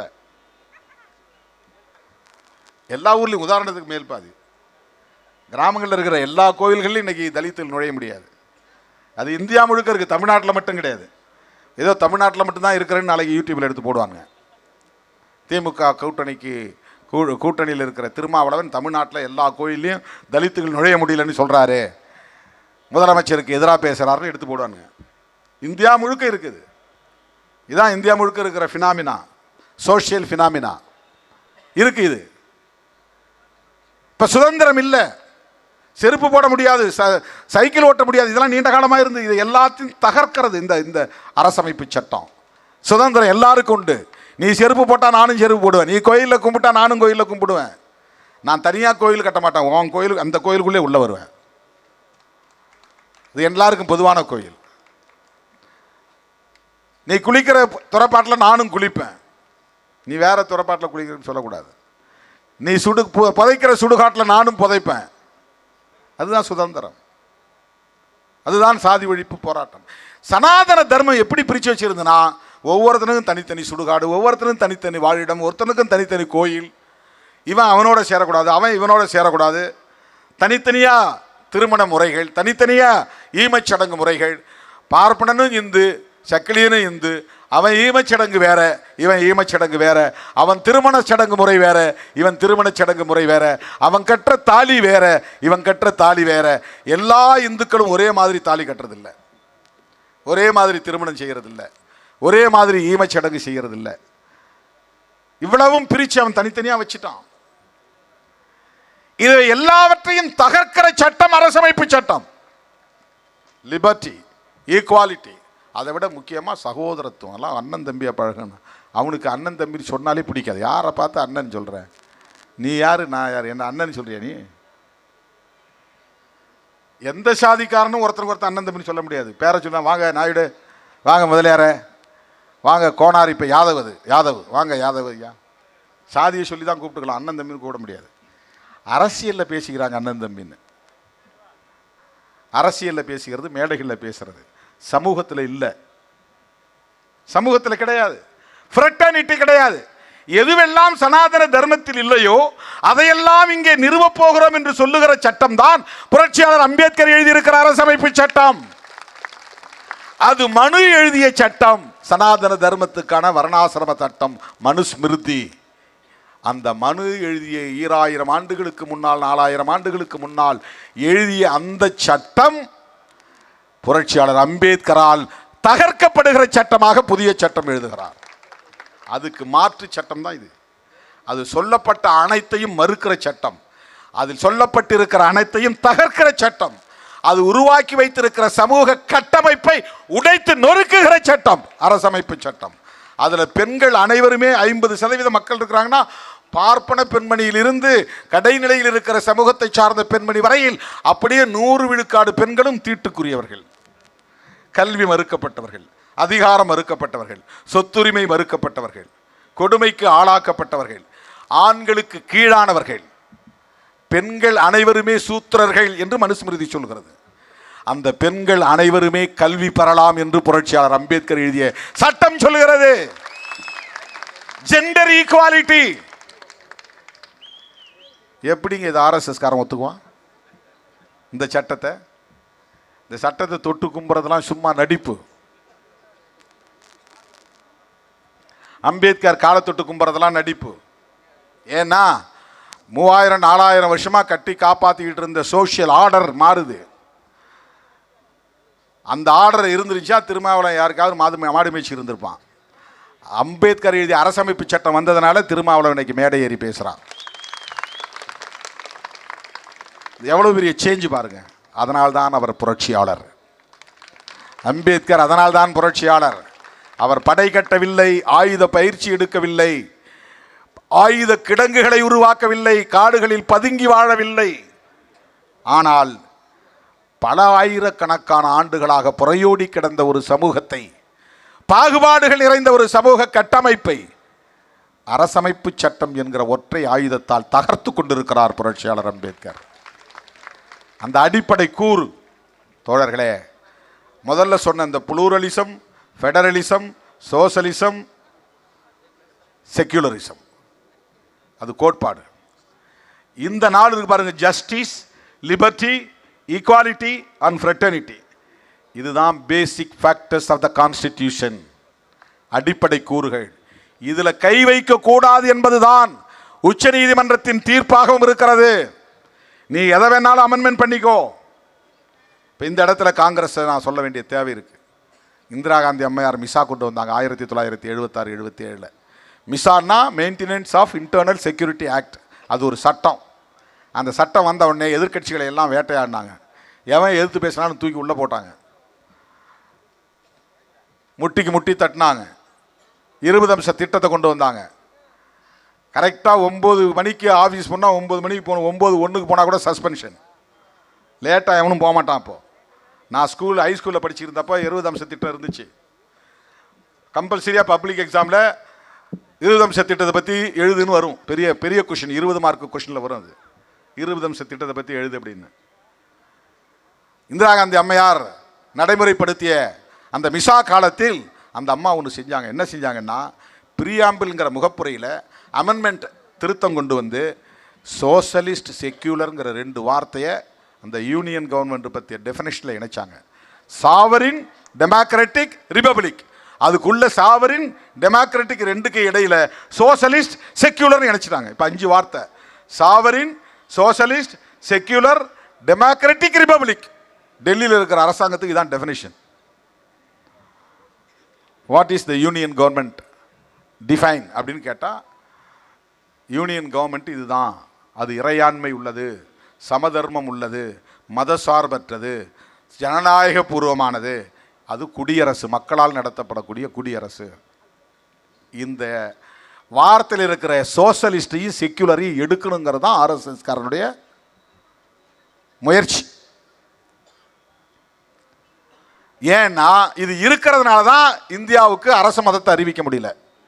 இது இருப்பதனால தான் அவன் பாகிஸ்தான் பேர் வச்சுட்டான், முஸ்லீம் நாடு, நாம் இந்துஸ்தான் பேர் வைக்கணும், இல்லைனா இந்து ராஷ்டிரா என்று பெயர் வைக்கணும் அப்படிங்கிறது அவங்களுடைய அல்டிமேட் எய்ம். அதுதான் கோல்வாக்கருடைய கனவு, அதுதான் வீர சாவர்கருடைய கனவு, அதுதான் நாத்துராம் கோட்சேவுடைய எண்ணம். அதனால்தான் மதசார்பின்மை வேண்டாம், மதசார்பின்மை தான் வேண்டும், அரச மதம் வேண்டாம் என்று சொன்ன காந்தியை கோட்சே சுட்டு கொன்றது காரணம். அவர் மதத்துக்கு எதிரானவர் இல்லை, மத நம்பிக்கைகளுக்கு எதிரானவர் இல்லை, சனாதன தர்மத்துக்கு எதிரானவர் இல்லை, சாதிக்கு எதிரானவர் இல்லை. ஆனாலும் சுட்டு கொன்றான். ஏன்னா அவர் செக்யூலரிசத்தை ஏற்றுக்கிட்டார். செக்யூலரிசத்தை ஏற்றுக்கொண்டதற்காக காந்தியடிகளை சுட்டு கொன்ற கும்பல் தான் ஆர்எஸ்எஸ் கும்பல். நாத்துராம் கோட்சே வீர சாவர்கரின் தலைமாணாக்கர்களுள் ஒருவன். அவன் முக்கியமான ஆள், மிக முக்கியமான டிசைப்புல். அவன் சாவர்கர்ட்ட அரசியல் கற்றவன். அருமை தோழர்களே, இந்த வளர்ப்பில் வந்த அமித்ஷா, மோடி ஊர் உலகத்தை நம்ப வைக்கிறதுக்காக நடிக்கிறார்கள். என்ன நடிக்கிறாங்க? அவர் பாபா சாஹேப், நாங்களும் மதிக்கிறோம், அவர் வாழ்ந்த இடத்தை அலிப்பூர் சாலையில் இன்டர்நேஷனல் மெமோரியல் சென்டர்னு பல கோடி ரூபாயை செலவு பண்ணி உருவாக்கி வச்சிருக்கிறோம். அதை காங்கிரஸ் செஞ்சுதா? காங்கிரஸ் செய்யலை, காங்கிரஸ் செய்யாது. ஏன்னா காந்தி காங்கிரஸை கடுமையாக அம்பேத்கர் எதிர்த்தார். எப்படி காங்கிரஸ் செய்யும்? அன்னைக்கு இந்து மகாசபா தான் இருந்ததே தவிர பிஜேபி கிடையாது. பிஜேபி எதிர்க்க வேண்டிய தேவை அன்றைக்கு அம்பேத்கருக்கு இல்லை. ஆர்எஸ்எஸ் வலிமை பெற்று இல்லை. இப்போ காந்தியும் காங்கிரஸும் தான் இப்போ இந்தியா முழுக்க. அதுக்கு பிறகு இந்தியா என்றால் இந்திரா, இந்திரா என்றால் இந்தியா என்கிற அளவுக்கு அரசியல் இருந்தது. காங்கிரஸ் தான் அப்போது பெரிய சக்தியாக இருந்தது. அதனால அம்பேத்கர் காந்தியும் காங்கிரசும் தீண்டப்படாதவருக்கு செய்தது என்னன்னு ஒரு புத்தகம் எழுதியிருக்கார். இவ்வளவு பெரிய புக், வால்யூம். முரண்பாடுகள் உண்டு. அதனால் காந்தி அல்லது காங்கிரஸ் அம்பேத்கருக்கு சிறப்பு செய்யாமல் இருந்திருக்கலாம், அலட்சியப்படுத்தியிருக்கலாம், அது வேற. அதுக்குள்ளே போனோன்னா அது ஒரு மணி நேரம் ஆகும். அவர் ஏன் ரிசைன் பண்ணார்னு காரணங்களை சொன்னார். தோழர்களே, இந்த ஆர்எஸ்எஸ் கும்பலுக்கு அம்பேத்கர் மேலே என்ன வெறுப்பு என்றால், சனாதன தர்மத்தை அமைதி புரட்சியின் மூலம் தகர்த்து கொண்டிருக்கிறார். அதுதான் நாடு மாறிக்கிட்டு இருக்கு. ஒரு புதிய இந்தியாவாக உருவாகி கொண்டிருக்கிறது. ஒரு புதிய இந்தியா உருவாகி கொண்டிருக்கிறது. பழைய சோசியல் ஆர்டர் மாறிக்கிட்டு வருது. இப்போ எவனும் மாடு மேய்க்க போறதில்லை, எவனும் இப்போ தப்படிக்க போறதில்லை, எவனும் இப்போ இழவு சொல்ல போறதில்லை, எவனும் இப்போ பிணம் தூக்க போறதில்லை, எவனும் இப்போ அவனுடைய காடு கழனிகளில் போய் கொத்தடிமையாக வேலை செய்வதில்லை. புரட்சியாளர் அம்பேத்கர் என்று முழங்கிக் கொண்டு இன்றைக்கு பள்ளிகளுக்கும் கல்லூரிகளுக்கும் பல்கலைக்கழகங்களுக்கும் ஐஐடி போன்ற உயர்கல்வி நிறுவனங்களுக்கும் போய்கொண்டிருக்கிறார்கள். இவர்கள் விஞ்ஞானிகளாக மாறிக்கொண்டிருக்கிறார்கள், சட்டமன்ற உறுப்பினர்களாக பேசிக் கொண்டிருக்கிறார்கள், நாடாளுமன்ற உறுப்பினர்களாக முழங்கிக் கொண்டிருக்கிறார்கள், ஆய்வு செய்து படித்து கொண்டிருக்கிறார்கள், அறிஞர்களாய் இன்றைக்கு பரிணமித்துக் கொண்டிருக்கிறார்கள். இதையெல்லாம் செய்வது எது? அரசமைப்பு சட்டம். அரசமைப்பு சட்டம், அம்பேத்கர் எழுதிய அரசமைப்பு சட்டம். எனவே ஆர்எஸ்எஸ் கும்பலின், சங்பரிவார் கும்பலின் முதல் எதிரியே, உண்மையான எதிரியே காங்கிரஸ் அல்ல, கம்யூனிஸ்டுகள் கூட அல்ல. அவங்கெல்லாம் தேர்தல் களத்தில் பகைவர்கள், பேசுகிற கொள்கை அடிப்படையிலும் எதிரிகளாக இருக்கலாம். ஆனால் பிரையாரிட்டி என்று பார்க்கிற போது அவர்களின் அடிப்படை கொள்கைக்கு நேர் எதிராக இங்கே இயங்கிக் கொண்டிருப்பது அம்பேத்கர் எழுதிய அரசமைப்பு சட்டம்தான். அந்த அரசமைப்பு சட்டத்தை நிறைவேற்றுவதற்கு முதல் நாள் நவம்பர் 26க்கு முன்னாடி 25ஆம் தேதி அம்பேத்கர் பேசுகிறார். இதை மட்டும் சொல்லி நான் முடிக்கிறேன். இதுதான் ரொம்ப முக்கியமான இடம். பொலிட்டிக்கல் டெமோக்ரஸி நமக்கு கிடைச்சிருச்சு. வெள்ளைக்காரன் நம்ம கையில் அரசாங்கத்தை கொடுத்துட்டான். நமக்கு ஒரு மனுஷனுக்கு ஒரு ஓட்டு, ஒரு ஓட்டுக்கு ஒரு மதிப்புன்னு வந்துருச்சு. பொலிட்டிக்கல் ஈக்குவாலிட்டி கிடைச்சிருச்சு. கிட்டத்தட்ட அது ஒரு சமத்துவம் கிடைச்ச மாதிரி தான் ஜனநாயகம், அரசியல் ஜனநாயகம் கிடைச்சிருச்சு. நாம் 1950ஆம் ஆண்டு ஜனவரி 26 குடியரசு நாளாச்சு. இன்னும் கொஞ்ச நாளில் இந்த குடியரசு ஆயிரும். என்ன குடியரசுக்கும் சுதந்திரத்துக்கும் என்ன வேறுபாடு? ஆகஸ்ட் 15 1947 சுதந்திரம் அடைந்தது. இது வெள்ளைக்காரன் நான் இனிமேல் உன் நாட்டை ஆள மாட்டேன்பா, நான் வெளியேற நாள். அது சுதந்திர நாள். குடியரசு நாள்னா என்னன்னா, நம்மை நாமே ஆண்டு கொள்வதற்கு நாம் எழுதிய அரசமைப்பு சட்டம் நடைமுறைக்கு வந்த நாள். குடின்னா மக்களை குறிப்பது, குடியரசுனா மக்களுடைய அரசு. மக்களுடைய அரசு எங்களுடைய அரசு, இந்தியா மக்களுடைய அரசு என்னைக்கு நடைமுறைக்கு வருதுன்னா ஜனவரி 26 1950. இதுதான் குடியரசு நாள். இது எதன் மூலம் வருகிறது? அரசமைப்பு சட்டத்தின் மூலம் வருகிறது. அரசமைப்பு சட்டம் எப்போது நிறைவு பெற்று ஒப்படைக்கப்படுகிறது? 1949 நவம்பர் 26. 47க்கும் 1950க்கும் இடையில் இருக்கிற அரசாங்கம் காபந்து சர்க்கார்னு பேர், தற்காலிகமான அரசு. அப்போ பண்டிட் ஜவஹர்லால் நேருவை அவன் சட்டம் இருக்கும், அவனுடைய நிர்வாகம் இருக்கும், அவன் எழுதிய அந்த 1935 கவர்மெண்ட் ஆஃப் இந்தியா ஆக்ட் நடைமுறையில் இருக்கும். அவன் ஃபிசிக்கலாக வெளியே போயிடான், ஆனால் வெர்ச்சுவலாக இருக்கிறான். அவன் சட்டம் இருந்துக்கிட்டு தான் இருக்குது. நம்ம சட்டம் வர்ற வரையிலும் அவன் சட்டம் தான் இருக்குது. அதனால் இடையில் ஒரு அரசாங்கத்தை உருவாக்குறான். அந்த அரசாங்கத்தில் தான் பண்டிட் ஜவஹர்லால் நேரு பிரதமராகிறார். அதுவரையிலும் அவன் கட்டுப்பாட்டில் இருக்கிறதா தான் அர்த்தம். 50க்கு பிறகுதான் முழுமையான குடியரசாக இது மாறுகிறது. அது இண்டிபெண்டன்ஸ் டே. டிபெண்டன்ஸ்னா சார்ந்து இருக்கிறது, இன்டிபெண்டன்ஸ்னா சாராமல் இருக்கிறது. இன்டிபெண்டன்சி, நீ ஒருத்தரை சார்ந்திருந்தா அவனை டிபெண்ட் பண்ணி இருக்கிறன்னு அர்த்தம். டிபெண்ட், நான் எவனையும் சாராமல் இயங்க முடியும்னா இண்டிபெண்டாக இருக்கிறேன்னு அர்த்தம். இந்த தேசம் டிபெண்டாக இருந்தது இங்கிலாந்து அரசாங்கத்திடம், அது இண்டிபெண்டாக மாறிச்சு, அவனை சாராமல் இருந்தது. அது 1947 ஆகஸ்ட் மாதம் 15 அப்போ தான் அவன் வந்து பாகிஸ்தானையும் பிரித்து கொடுத்துட்டான். மேற்கு பாகிஸ்தான், ஈஸ்ட் பாகிஸ்தான். இந்தியாவை 2 நாடாக பிரித்து கொடுத்துட்டு போயிட்டான். அப்போ நடந்த கலவரம் அது பெரிய வரலாறு, அது தனி. அம்பேத்கர் எழுதிய அரசமைப்பு சட்டத்தால் தான் இந்த தேசமே குடியரசானது. ஞான ஸ்நானம் பெற்றதுன்பாங்க இல்லையா கிறிஸ்டியானிட்டியில். ஒருத்தன் வந்து கோயில் சர்ச்சுக்கு போனாலும் வந்தாலும் கூட எப்போ உண்மையான கிறிஸ்தவனாக மாறுறான்னா அங்கே இருக்கிறவர் வந்து ஞானஸ்நானம் கொடுத்தா தான் உண்மையான கிறிஸ்தவனாக மாற முடியும். இந்து மதத்திலேயே இப்படி வந்து பூநூல் போடுறாங்க, உபநயனம் கொடுக்கணுன்றாங்க. அது பிராமண சமூகத்தில் மட்டும்தான் இருக்குது. அப்போ அதுக்கு பிறகு தான் அவன் உண்மையான ஒரு இந்துவாக மாற முடியும்.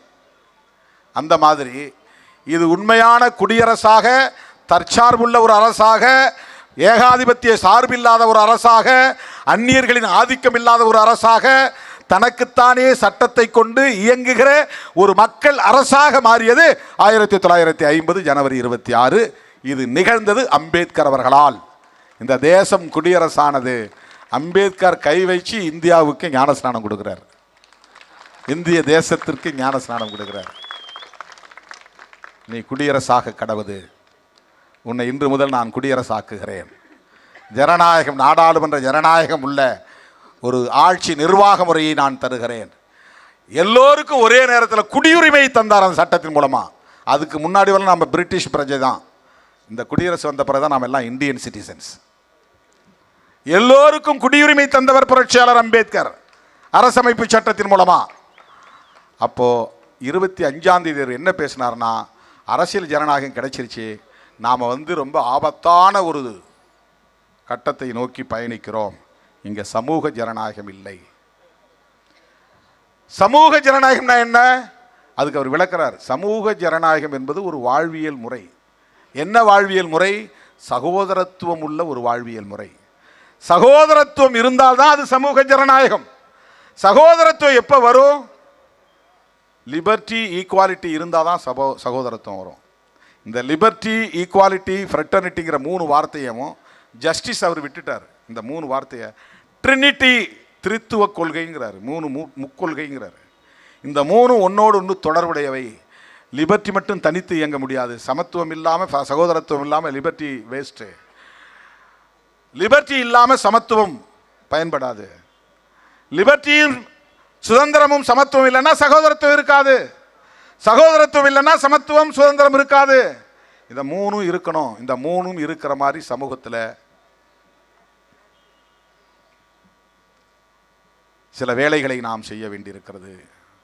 அரசமைப்பு சட்டத்தை முறையாக நடைமுறைப்படுத்துவதன் மூலம் என்ன?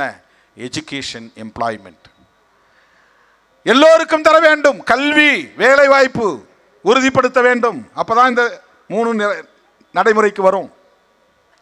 கல்வி, வேலை வாய்ப்பு தரணும்னா என்ன வேணும்? சோஷியல் ஜஸ்டிஸ் வேணும். சோஷியல் ஜஸ்டிஸ் வேணும்னா அதுக்கு சட்டம் வேணும். அதுதான் இடஒதுக்கீடு சட்டம். இதெல்லாம் முறையாக நடைமுறைப்படுத்தினாதான் சமூக ஜனநாயகம் வளரும். இப்போ வெறும் அரசியல் ஜனநாயகத்தை பெற்றுட்டு நம்ம உள்ள போயிட்டோம். இந்த சூழல்ல அவர் சொல்றாரு, வருத்தத்தோட கவலையோட சொல்றாரு, இப்படி ஒரு கும்பல் வருங்கிற